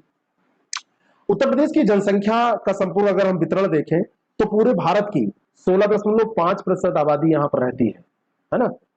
1998 12 341, 19 करोड़ 98 लाख 12,341, पांचवें स्थान पर ये एक देश के तौर पर है पूरे विश्व में। चीन, भारत, अमेरिका और इंडोनेशिया, इनकी जनसंख्या केवल इससे ज्यादा है। इंडोनेशिया के बाद में एक पूरा देश है ये। क्षेत्रफल 7.33% और जनसंख्या 16.5% पूरे भारत का। राजस्थान, मध्य प्रदेश और महाराष्ट्र के बाद में चौथा स्थान इसका किसमें, क्षेत्रफल में आता है। देश की कुल शहरी जनसंख्या में 11.79% के साथ उत्तर प्रदेश महाराष्ट्र के बाद में ये दूसरे स्थान पर आ रहा है। उत्तर प्रदेश जो है ये महाराष्ट्र के बाद में दूसरे, शहरी जनसंख्या, टोटल जनसंख्या में तो प्रथम स्थान पे है, शहरी जनसंख्या में। और देश की कुल ग्रामीण आबादी में ये प्रथम स्थान पर है, क्योंकि पूरे देश की लगभग 19%, अब देखिए नया आंकड़ा आएगा तो और बढ़ जाएगा जब अगला जनगणना, अगला सेंसस आएगा, लेकिन 18.63% तो ये तो 2011 के अनुसार ही है जो कि ग्रामीण जनसंख्या का उत्तर प्रदेश में निवास करता है। ठीक है, अभी 2011 में देखें तो लगभग ये पुरुष जनसंख्या कितनी है ये मैं बताना चाहता हूं, तो 52.28% यहां पर पुरुष है ना, 10 अरब से ज्यादा। और 47.72% महिलाएं हैं, यानी कि सेक्स रेशियो देखिए कम है ये, इसीलिए 47.72%। 48 और 52 करके भी आप याद कर लेंगे तो आपको मोटे तौर पर याद रहेगा उत्तर प्रदेश की जनसंख्या में। उत्तर प्रदेश की सर्वाधिक आबादी वाले जिलों की अगर हम बात करें तो सर्वाधिक आबादी वाला जो जिला है वो इलाहाबाद प्रथम स्थान पे। शुरू में 3 बाद हैं, इलाहाबाद, मुरादाबाद और गाजियाबाद। ईमू गाजी याद कर लीजिए, तो ईमू गाजी से आपको सर्वाधिक आबादी वाले 5 जिले याद हो जाएंगे। और फिर आजमगढ़ है, फिर लखनऊ है। लखनऊ हमारे यहाँ की राजधानी है, लेकिन यहाँ शहर की जनसंख्या नहीं जोड़ी जा रही है, ये जिले हैं। तो गांव और जो रूरल एरिया है ना, मतलब गांव जो है, रूरल एरिया जो है, साथ में सिटी, दोनों को जोड़ के इसको जनसंख्या को काउंट किया जा रहा है। और लखनऊ जो है इसका रूरल एरिया भी इसमें भी मिला है, लेकिन टोटालिटी में फिर ये इलाहाबाद, मुरादाबाद, गाजियाबाद और आजमगढ़ के बाद में आता है। सबसे कम आबादी वाले जिले देखें तो महोबा सबसे कम आबादी वाला जिला है, 8,75,958 लोग। फिर चित्रकूट, हमीरपुर, श्रावस्ती, फिर ललितपुर। सर्वाधिक आबादी पुरुष की बात करें तो इलाहाबाद में ही मिलेगी, मुरादाबाद में ही मिलेगी, गाजियाबाद मिलेगी। लेकिन यहां पर देखिए ये कानपुर नगर हो जा रहा है। वहां पर क्या था, यहां पर आजमगढ़ था टोटल आबादी में, लेकिन यहां पर पुरुष में देखेंगे तो कानपुर नगर, फिर लखनऊ आता है। कानपुर नगर में पुरुषों की संख्या लखनऊ से भी ज्यादा है। और सर्वाधिक आबादी महिला की बात करें तो देखिए इलाहाबाद के बाद में आजमगढ़ आ जा रहा है ना, और फिर जौनपुर। जौनपुर में, आजमगढ़ में सेक्स रेशियो अच्छा है, इस कारण से ये ऊपर चले गए। ठीक है, फिर मुरादाबाद, फिर लखनऊ। लखनऊ तो हर जगह 5वें स्थान पर ही हर श्रेणी में ये आ रहा है। 0 से 6 आयु वर्ग की जनसंख्या की अगर हम बात करें तो प्रदेश स्तर पर वर्ष 2011 की जब जनगणना की गई थी तो आयु समूह की जनसंख्या जो थी वो 15.4% पाई गई, है ना। और ये 2001 से ज्यादा थी, 2001 में 19.09% थी, तो उससे बढ़ गई थी, यानी कि बच्चे जो हैं वो ज्यादा पैदा हुए। 0 से 6 आयु समूह की जनसंख्या का जो अनुपात है वो वैसे टोटालिटी में देखा जाए तो ये कम कम हुई बच्चे, यानी कि कम पैदा हुए, मैं उल्टा बोल रहा था, यानी कि कम पैदा हुए। और इसको देखा जाए तो 0 समूह आयु समूह की जो जनसंख्या थी 0 से 6, ये 3.59% कम हो गई, यानी कि बच्चे अब कम पैदा, यानी कि धीरे धीरे क्या हुआ, बच्चे की आबादी जो बढ़ रही थी, जो संख्या बढ़ रही थी, उनकी बच्चों के पैदा होने की दर कम हुई। तो ये सकारात्मक परिवर्तन है। वर्ष 2011 की जनगणना में 0 से 6 आयु समूह की जनसंख्या का राष्ट्रीय स्तर पर जो अनुपात है उसमें 13.6% से ये अधिक था, यानी कि जो पूरे भारत में पाए जाते हैं उनमें से कितना। सबसे ज्यादा तो 0 से 6 आयु वर्ग में जो आबादी थी वो इलाहाबाद में थी, फिर मुरादाबाद में, और फिर सीतापुर, फिर बरेली, आजमगढ़, फिर बरेली। तो ये इलाहाबाद याद रखिएगा। 0 से 6 आयु वर्ग का सर्वाधिक जो प्रतिशत अनुपात है वो बहराइच में था, है ना।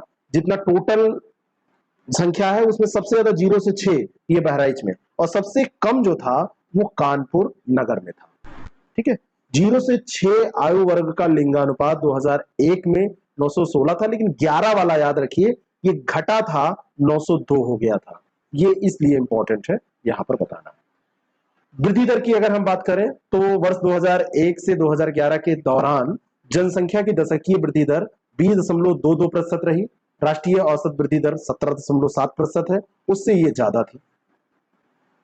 पुरुष और महिला की दशकीय वृद्धि दर देखें तो पुरुषों की 19.31, लेकिन महिलाओं की ज्यादा थी, महिला ज्यादा संख्या में बढ़ी थी। और दशकीय जनसंख्या वृद्धि दर की दृष्टि से देश में उत्तर प्रदेश 14वें स्थान पर था। ठीक है, तो ये पूरा शीर्ष 5 दशकीय वृद्धि दर वाले जिले देखें तो सबसे ज्यादा दशकीय वृद्धि दर बहराइच में हुई थी, फिर गाजियाबाद में, फिर गौतम बुद्ध नगर में, और फिर चित्रकूट, फिर बलरामपुर में। और न्यूनतम में जो दशकीय वृद्धि दर देखा जाए तो श्रावस्ती सबसे न्यूनतम में था, और फिर हमीरपुर, कानपुर नगर, बागपत और फतेहपुर। जनसंख्या घनत्व वर्ष 2011 के अंतिम आंकड़ों के अनुसार राज्य का जो औसत घनत्व था वो 829 व्यक्ति प्रति वर्ग किलोमीटर था। ठीक है, और ये जो राष्ट्रीय औसत है 382, उससे कितना ज्यादा है, 447 अधिक है। जनघनत्व की दृष्टि से यह देश के राज्यों में चौथे स्थान पर है। और वर्ष 2001 से 2011 के दौरान 139 व्यक्ति प्रति वर्ग किलोमीटर की इसमें वृद्धि दर्ज की गई थी, क्योंकि ये पहले 690 पाया जाता था, और उसमें 139 आप जोड़ देंगे तो 829 ये हो जाएगा।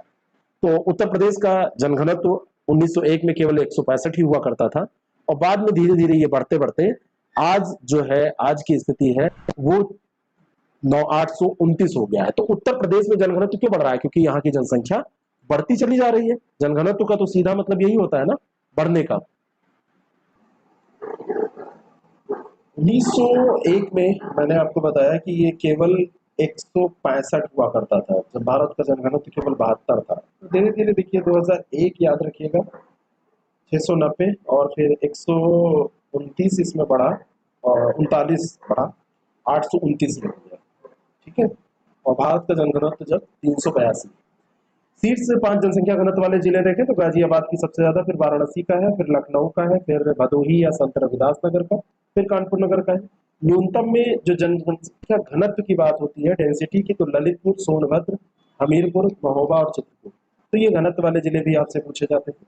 साक्षरता आपसे पूछी जाती है, तो कुल साक्षरता 67.7, पुरुष की 77, इसमें 10 जोड़ दीजिए लगभग 77.7, और इसमें 10 घटा दीजिए तो 57.2, यानी कि 67 को बीच में रख दीजिए, ये टोटल है। ये 57 स्त्रियों की है, और ये 77 जो है ये पुरुष की है, बाकी दशमलव स्थान याद रखिए। देश की कुल साक्षरता दर राष्ट्रीय औसत से 5.3 कम है, और 2001 से 11 के दौरान 11.34% इसमें वृद्धि भी हुई है। हो सकता है आपसे ये पूछे। और साक्षरता की दृष्टि से स्थिति 2011 की जनगणना के अनुसार 29वीं थी, 29वां स्थान इसका। कुल जनसंख्या देखा जाए तो लगभग 20 करोड़ के बराबर, यानी कि 19,98,12,341 थी, 16.5%।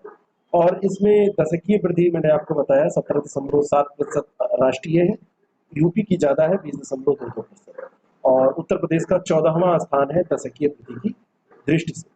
जनसंख्या घनत्व के बारे में भी हमने बात कर ही ली है। अब सर्वाधिक जनसंख्या वाले जिले बात कर चुके हैं, इलाहाबाद, मुरादाबाद, गाजियाबाद, आजमगढ़, लखनऊ है।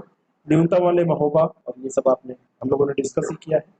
अब हम आगे बढ़ते हैं और इसमें देखते हैं न्यूनतम अधिकतम साक्षरता वाले अगर जिले आपसे कभी पूछ लिए जाए तो सर्वाधिक जो साक्षरता वाला जिला है तो उसमें उत्तर प्रदेश का ये गौतम बुद्ध नगर है, और फिर कानपुर नगर है, फिर औरैया, इटावा, गाजियाबाद।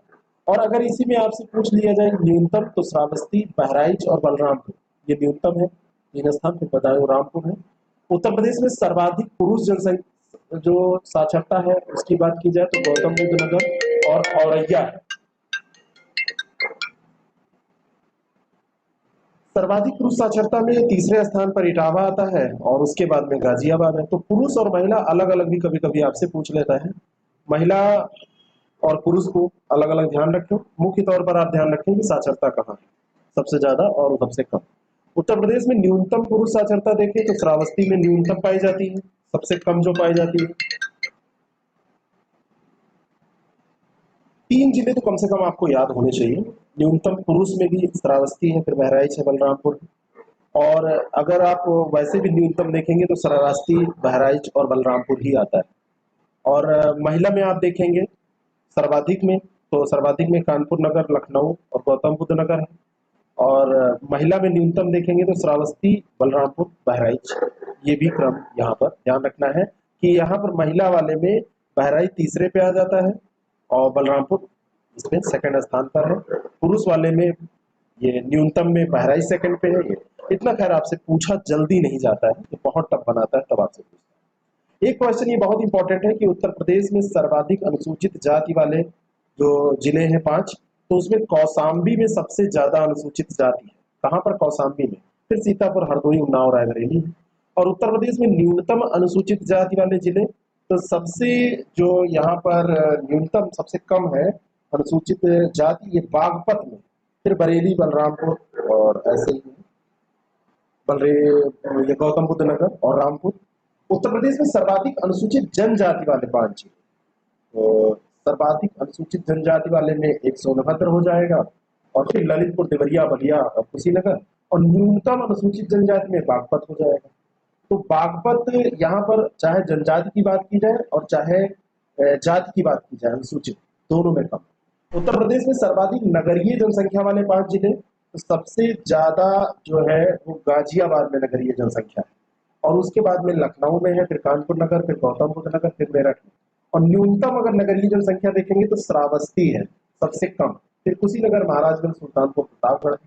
सर्वाधिक दशकीय वृद्धि दर वाले 5 जिले, तो गौतम बुद्ध नगर में सबसे ज्यादा दशकीय वृद्धि, और फिर गाजियाबाद और फिर श्रावस्ती।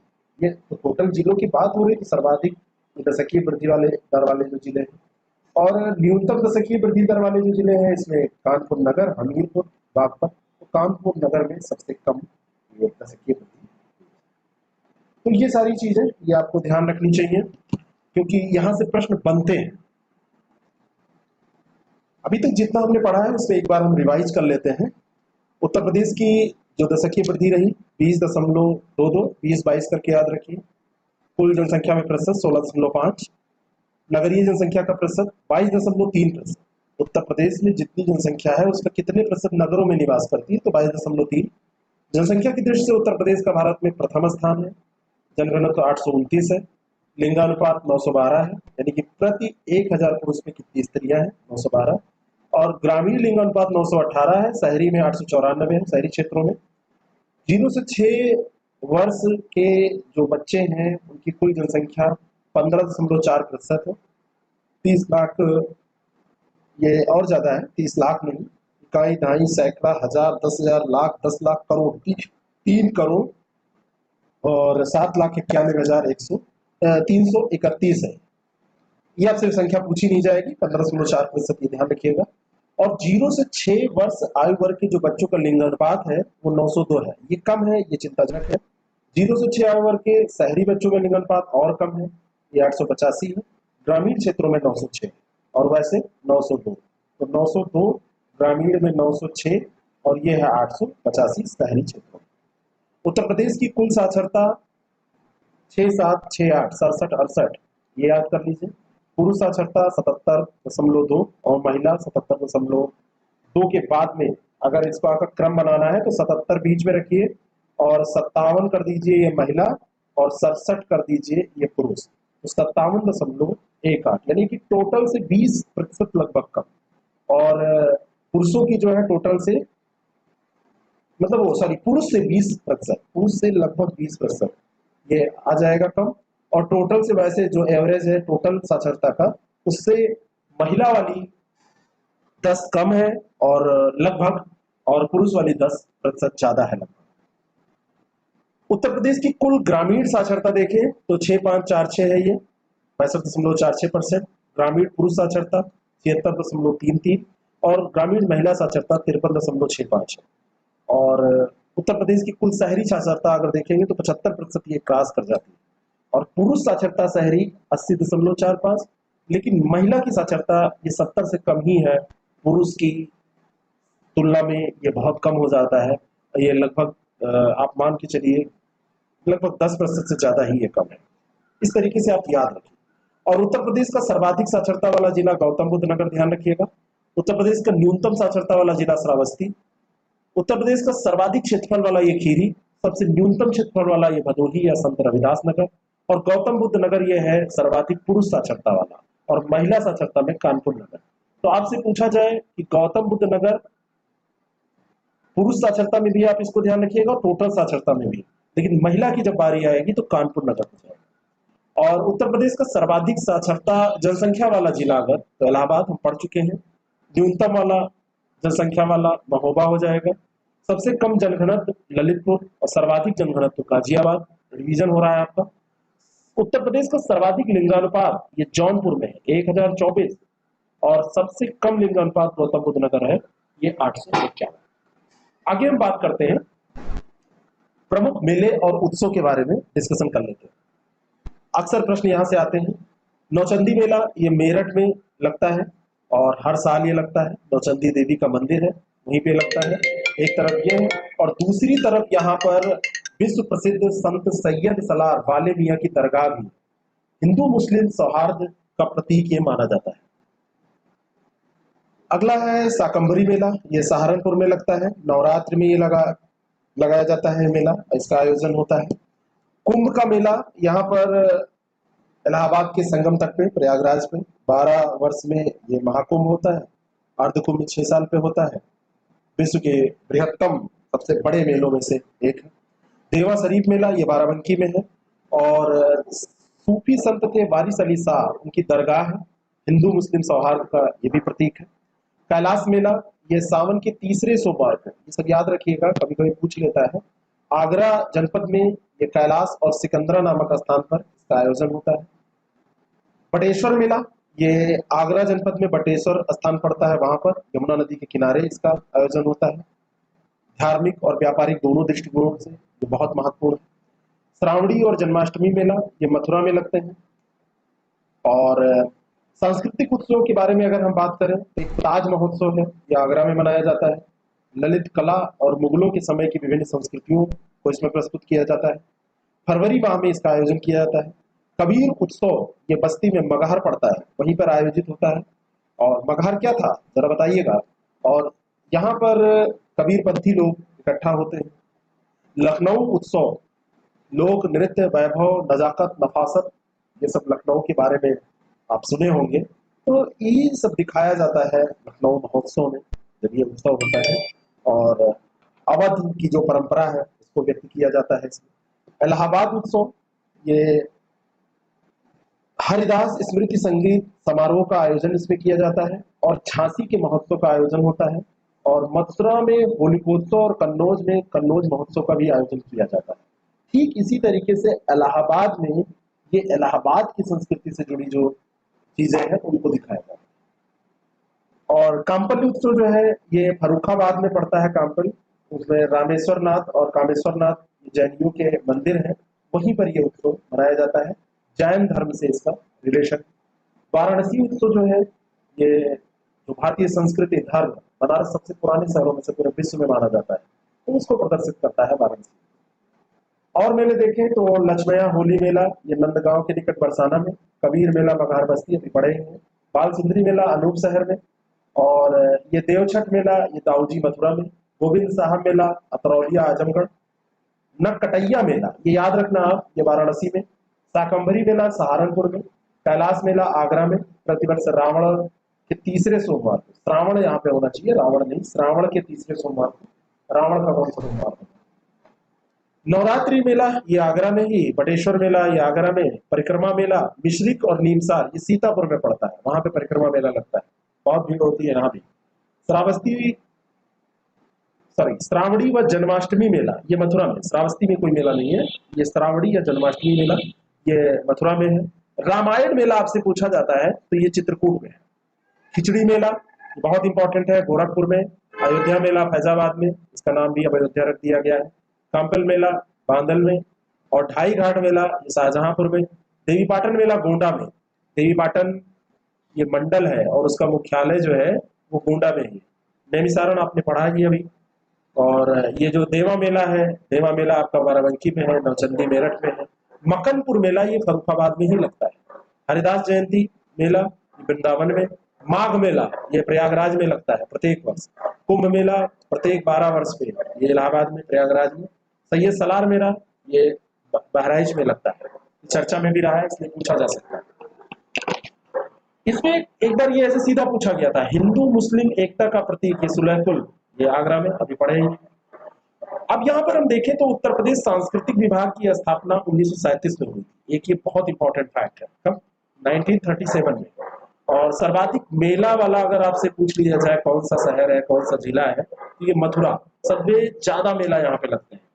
और अगर आपसे ये पूछ लिया जाए एक प्रश्न कि राज्य में सर्वाधिक मेला लगने वाले 5 जो जिले हैं वो कौन कौन से हैं, तो इसमें प्रथम स्थान तो मथुरा का हो जाएगा, दूसरा कानपुर हो जाएगा, तीसरा हमीरपुर झांसी और फिर आगरा का स्थान आता है, ठीक है ना। वैसे सबसे ज्यादा तो मथुरा में लगेंगे, लेकिन अगर 5 शहर आपसे पूछ लिया जाए तो ये क्रम से आप सजा देंगे। उत्तर प्रदेश के साहित्यकार और उनकी कृतियां आपसे पूछी जाती हैं, धर्मवीर भारती, गुनाहों का देवता, सूरज का 7वां घोड़ा, राहुल संकीर्तन, वोल्गा से गंगा, मेरी जीवन यात्रा, ये 2 इनकी रचनाएं।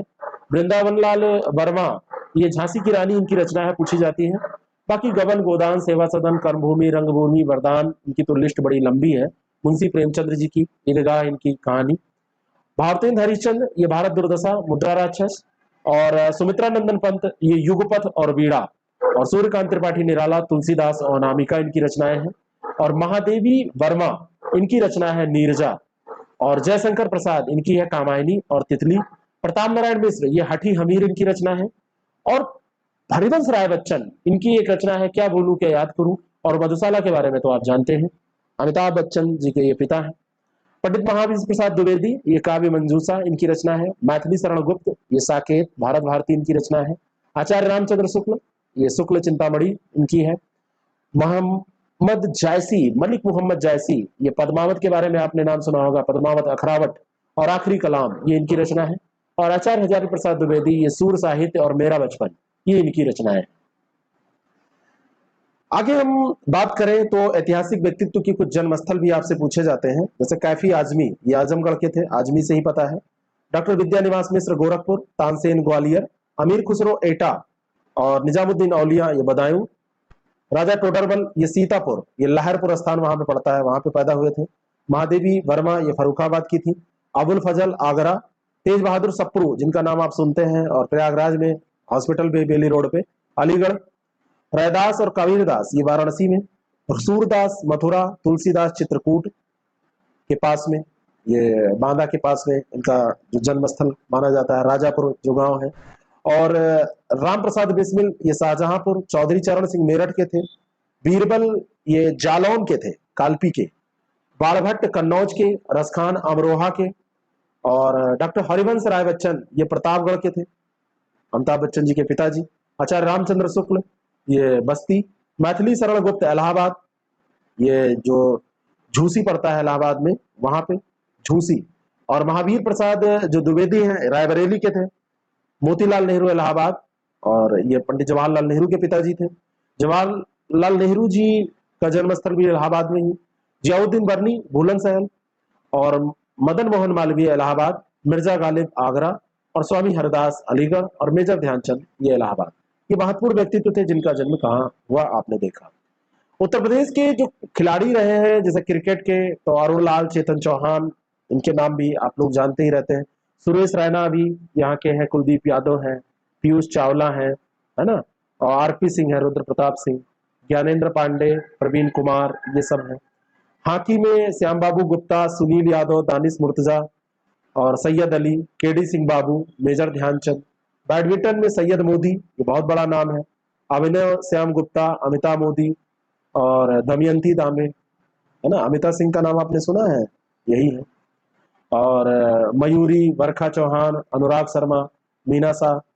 वॉलीबॉल में रणवीर सिंह, मोहम्मद इलियास है। ऐसे कुश्ती, नौकायन ये इतना इंपॉर्टेंट नहीं है, लेकिन कुछ ये जो नाम है जो आपसे पूछे जा सकते हैं, जैसे एक पवन कुमार शर्मा ये पूछा गया है। Table tennis, golf Rahul Bajaj, शतरंज में विवेक शुक्ल, भारोत्तोलन में सोनिया चानू, टेनिस में गोपिका कपूर, और स्काई ड्राइविंग में संजय थापर, और तीरंदाजी में ऋतुल चक्रवर्ती। उत्तर प्रदेश की शिक्षा की अगर बात की जाए तो देश में जब आजादी हुई 1947 में, उसके पहले ही मेयर सेंट्रल कॉलेज एक इलाहाबाद में बहुत बड़ा ये मतलब एक शिक्षण संस्थान के तौर पे था। ब्रिटिश शासकों ने इसको प्रारंभ किया था। प्राथमिक स्तर से विश्वविद्यालय स्तर तक की शिक्षा का संचालन मेयर सेंट्रल कॉलेज इलाहाबाद में होती थी। सैडलर कमीशन 1917 में जब आया तो विश्वविद्यालय स्तर की शिक्षा को माध्यमिक स्तर की शिक्षा से अलग किया गया और 31 मार्च 1923 को ये मेयर सेंट्रल कॉलेज इलाहाबाद से विश्वविद्यालय स्तर की शिक्षा को छोड़कर शेष को इससे क्या किया गया, अलग कर दिया गया था। अब माध्यमिक स्तर की शिक्षा के देखरेख के लिए फिर डायरेक्टर उत्तर प्रदेश शासन शिक्षा विभाग की स्थापना की गई। ये सब ऐसे चलता रहा। एक प्रश्न आपसे ये पूछा जाता है कि कब तक ये जो जैसे वर्ष 1972 तक शिक्षा निदेशक के अंतर्गत प्राथमिक, माध्यमिक और उच्च तथा प्रशिक्षण स्तर की शिक्षा संचालित होती थी।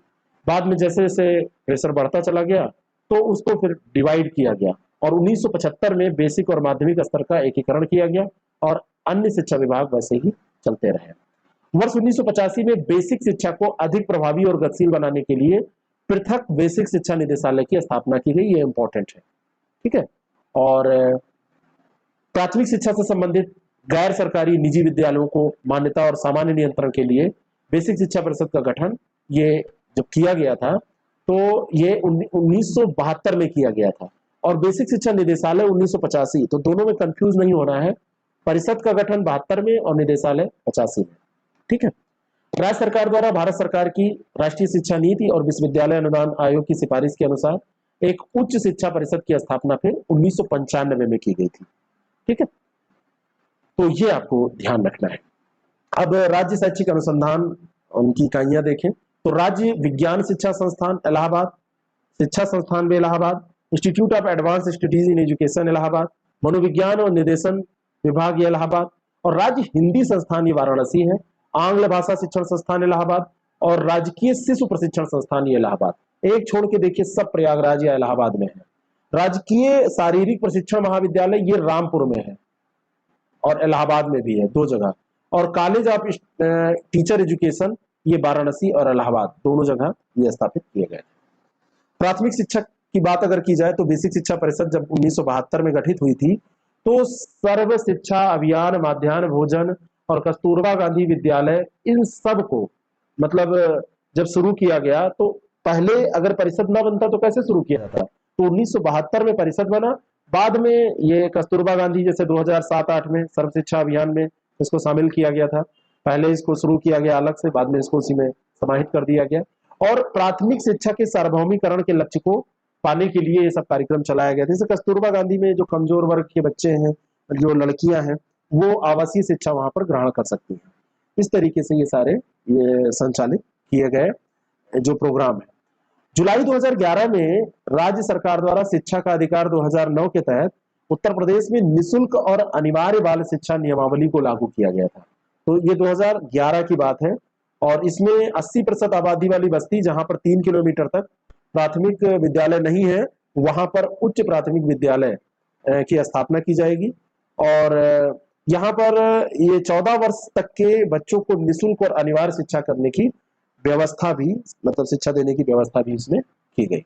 उत्तर प्रदेश माध्यमिक शिक्षा की अगर बात करें तो 1972 में गठित माध्यमिक शिक्षा निदेशालय द्वारा माध्यमिक शिक्षा कक्षा 9 से 12 तक संचालित की जाती थी।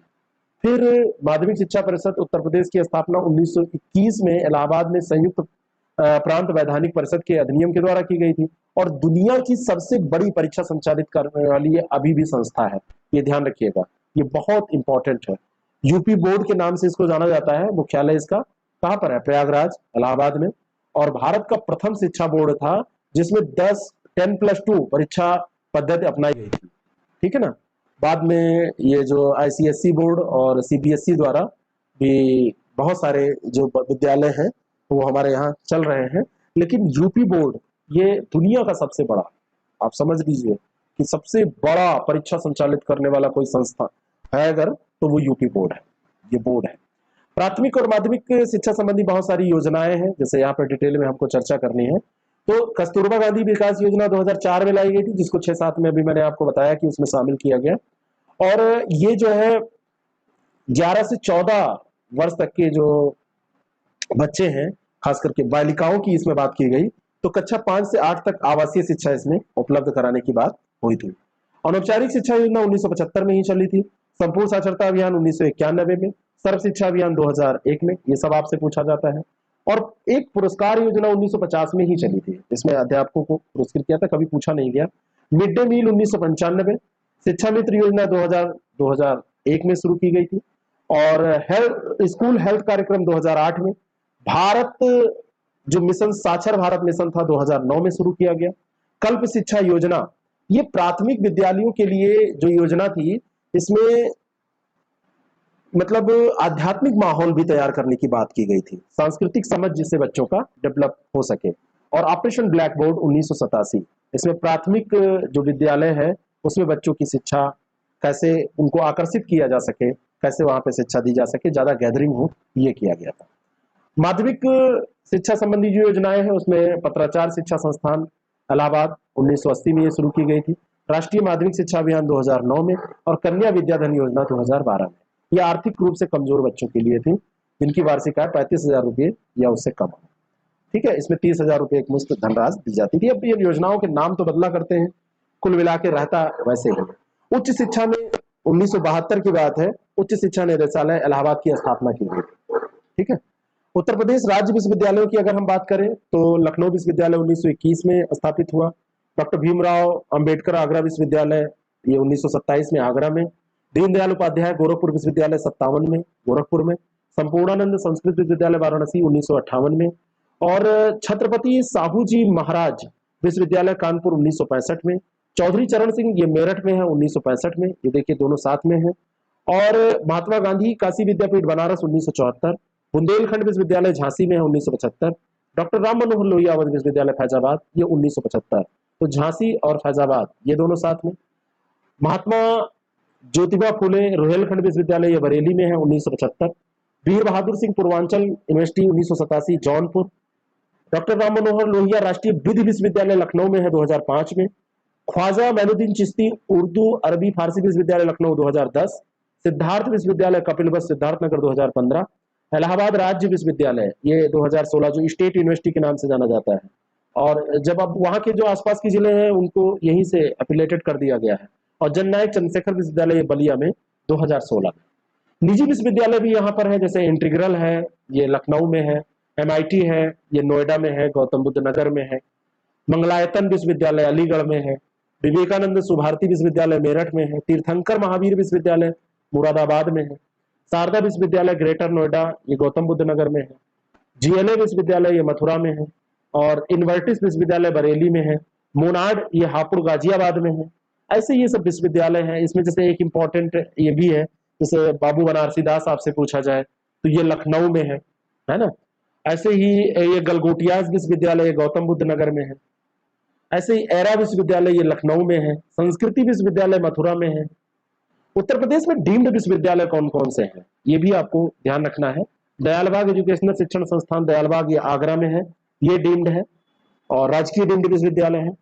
ऐसे भारतीय पशु चिकित्सा अनुसंधान ये इज्जतनगर बरेली में है, 83 में स्थापित हुआ था। उच्च तिब्बती शिक्षण संस्थान सारनाथ वाराणसी में है, 88 में। और सैम हिंगनबॉटम कृषि विश्वविद्यालय साइंस एंड टेक्नोलॉजी ये नैनी इलाहाबाद में है 2000 में। Indian institute of information technology Allahabad ये 1999 में। भातखंडे ये भी डीम्ड है, लखनऊ में 2000 में स्थापित है, मतलब इसको डीम्ड यूनिवर्सिटी का दर्जा दिया गया। JP institute of information technology Noida 2004, ये भी डीम्ड है। Soviet institute of engineering and technology Meerut 2006, ये भी डीम्ड है। नेहरू ग्राम भारती विश्वविद्यालय इलाहाबाद में है 2008। और नेहरू जो मोतीलाल नेहरू राष्ट्रीय प्रौद्योगिकी संस्थान इलाहाबाद ये भी इलाहाबाद में है, ये ध्यान रखिएगा। ऐसे ही आपसे पूछा जाता है राजकीय मुक्त विश्वविद्यालय कौन सा है, तो ये उत्तर प्रदेश राजर्षि टंडन ये मुक्त विश्वविद्यालय है इलाहाबाद में। 2000 के पहले 1999 में इसकी स्थापना हुई थी और 2000 मोटे मोटे तौर पर मुझे ऐसे याद था इसलिए मेरे मुंह से निकला, लेकिन 1999 ध्यान रखिएगा। चंद्रशेखर आजाद कृषि एवं प्रौद्योगिकी विश्वविद्यालय ये कानपुर में है, 1975 में स्थापित हुआ था। आचार्य नरेंद्र देव कृषि विश्वविद्यालय जो है ये फैजाबाद में है 1976 में, एक साल बाद। और जो वल्लभ भाई पटेल कृषि प्रौद्योगिकी विश्वविद्यालय मेरठ में है 2000 में। सैम हिंगनबॉटम जो है जिसके बारे में भी डीम्ड यूनिवर्सिटी के रूप में चर्चा की थी, नैनी इलाहाबाद में 2000 में। कांसीराम कृषि एवं ग्रामीण विश्वविद्यालय बांदा में 2010 में, रानी लक्ष्मीबाई कृषि विश्वविद्यालय रायबरेली में 2014 में, और भारतीय सब्जी अनुसंधान संस्थान ये कहां पर है, लखनऊ में ये स्थापित है। भारतीय सब्जी अनुसंधान संस्थान, क्या ये सही है, आप बताइए। ये फैक्ट गलत प्रिंट हुआ है, ये वाराणसी में है, इसको सही करिए। वाराणसी, यहाँ पे लखनऊ गलत लिख गया है, वाराणसी यहाँ पर होना चाहिए, वाराणसी में है। केंद्रीय विश्वविद्यालयों की जो संख्या है उत्तर प्रदेश में ये 6। काशी हिंदू विश्वविद्यालय वाराणसी 1916, अलीगढ़ मुस्लिम विश्वविद्यालय अलीगढ़ 1975 से 21 में, ये 1975 से इसको ये दर्जा दिया गया है केंद्रीय विश्वविद्यालय का, वैसे 21 में यह स्थापित हुआ है। और इलाहाबाद विश्वविद्यालय 1887 में स्थापित है। राजीव गांधी राष्ट्रीय विमानन विश्वविद्यालय ये रायबरेली में है, 2013 में स्थापित है। और रानी लक्ष्मीबाई कृषि विश्वविद्यालय झांसी में 2003 में, और डॉक्टर भीमराव अंबेडकर विश्वविद्यालय ये लखनऊ में है। यही लखनऊ यहाँ पे गलती से चला गया था, कुछ गलत टाइप हुआ है, इसके लिए सॉरी। उत्तर प्रदेश विकलांग विश्वविद्यालय की अगर बात की जाए, अक्सर आपसे पूछे जाते हैं, तो एक है चित्रकूट में जगत गुरु राम भद्राचार्य विकलांग विश्वविद्यालय, और राज्य का प्रथम विकलांग विश्वविद्यालय यही था। फिर डॉक्टर शकुंतला मिश्रा विश्वविद्यालय लखनऊ में 2009 में खोला गया। फिर doctor Ambedkar institute of technology for handicapped ये कानपुर में 96-97 में इसको स्थापित किया गया था। ठीक है। प्राविधिक शिक्षा अगर देखा जाए तो सबसे पहले दयालबाग इंजीनियरिंग कॉलेज की स्थापना की गई थी 1950 में। दयालबाग डीम्ड विश्वविद्यालय के नाम से इसको जाना जाता है। उत्तर प्रदेश में प्राविधिक विश्वविद्यालय जो था उसका नाम फिर एपीजे अब्दुल कलाम प्राविधिक विश्वविद्यालय कर दिया गया था वर्ष 2000 में। मदन मोहन मालवीय गोरखपुर जो वहां पे कॉलेज था उसको विश्वविद्यालय का दर्जा दे दिया गया, और ये दूसरा तकनीकी विश्वविद्यालय फिर बना दिया गया। पहला तो ये था प्राविधिक विश्वविद्यालय, फिर दूसरा ये बन गया। लखनऊ और गोरखपुर प्राविधिक विश्वविद्यालय के बाद हरकोट वट्रल टेक्नोलॉजी इंस्टीट्यूट कानपुर ये तीसरा प्राविधिक विश्वविद्यालय है, और Ambedkar institute of technology for handicapped ये विकलांगों को प्राविधिक शिक्षा देने के लिए एक राष्ट्रीय संस्थान के तौर पे जाना जाता है। बाकी अगर हम यहाँ पर देखें तो प्राविधिक जो विश्वविद्यालय और संस्थान है तो उसमें वस्त्र प्रौद्योगिकी संस्थान कानपुर में है, मदन मोहन मालवीय कॉलेज गोरखपुर में, central institute of plastic engineering and technology Lucknow में है, Firoz Gandhi institute of engineering and technology Raebareli में है, Bundelkhand institute of engineering and technology Jhansi में है, institute cooperative management research and training Lucknow में है, और Kamla Nehru institute of technology Sultanpur में है, institute of engineering rural technology Allahabad में है, इंपॉर्टेंट है, और institute of engineering and technology ये लखनऊ में है, और इंदिरा गांधी सहकारी प्रबंध संस्थान ये लखनऊ में है। उत्तर प्रदेश खेल प्रशिक्षण संस्थान के बारे में अगर बात करें तो गुरु गोविंद सिंह कॉलेज ये लखनऊ 1975 में स्थापित, वीर बहादुर सिंह स्पोर्ट कॉलेज गोरखपुर ये 1988-89 में, सैफई स्पोर्ट कॉलेज ये इलाहाबाद एटावा ये 2014-15, इलाहाबाद नहीं एटावा, ई जब आता है तो इलाहाबाद का ही नाम याद आता है। स्वास्थ्य शिक्षा में जो कि जीएमसी है 1911 में ही स्थापित हुआ था, 2002 में इसका यूनिवर्सिटी के रूप में परिवर्तन किया गया, दर्जा दिया गया, और इसमें बहुत सारे डिपार्टमेंट हैं, सारे मतलब एक यहाँ का एडवांस सबसे अच्छा जो आप कह सकते हैं मेडिकल कॉलेज है, अब तो यूनिवर्सिटी है कि जी किंग जॉर्ज मेडिकल यूनिवर्सिटी, तो ये सबसे अच्छा यही है। बाकी अब हर जिले स्तर पे भी कॉलेज बनाए गए हैं मेडिकल कॉलेज। किंग जॉर्ज विश्वविद्यालय 1911 में स्थापित है, गणेश शंकर विद्यार्थी स्मारक मेडिकल कॉलेज 1956 में, मोतीलाल नेहरू जो कॉलेज है 61 में, महारानी लक्ष्मीबाई कॉलेज 1965 में, doctor Ram Manohar Lohia institute of medical science 2004 में, उत्तर प्रदेश ग्रामीण आयुर्विज्ञान एवं अनुसंधान संस्थान 2005, राजकीय मेडिकल कॉलेज जालौन उरई 2006, और राजकीय मेडिकल कॉलेज आजमगढ़ 2006। ये राम मनोहर लोहिया ये कहाँ है, लखनऊ में इसकी स्थापना की गई है। ये रही बात उत्तर प्रदेश में स्वास्थ्य की शिक्षा की।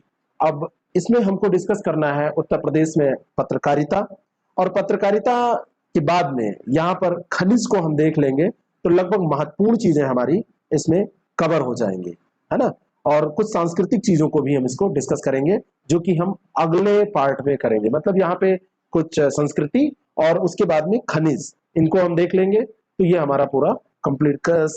संस्कृति के अंतर्गत ही पूरा वो सब आ जाएगा, जैसे कौन सा घराना, कौन सा यहाँ का लोकगीत, नृत्य, तो ये दूसरे पार्ट में हम लोग इसको डिस्कस करेंगे। Thank you so much.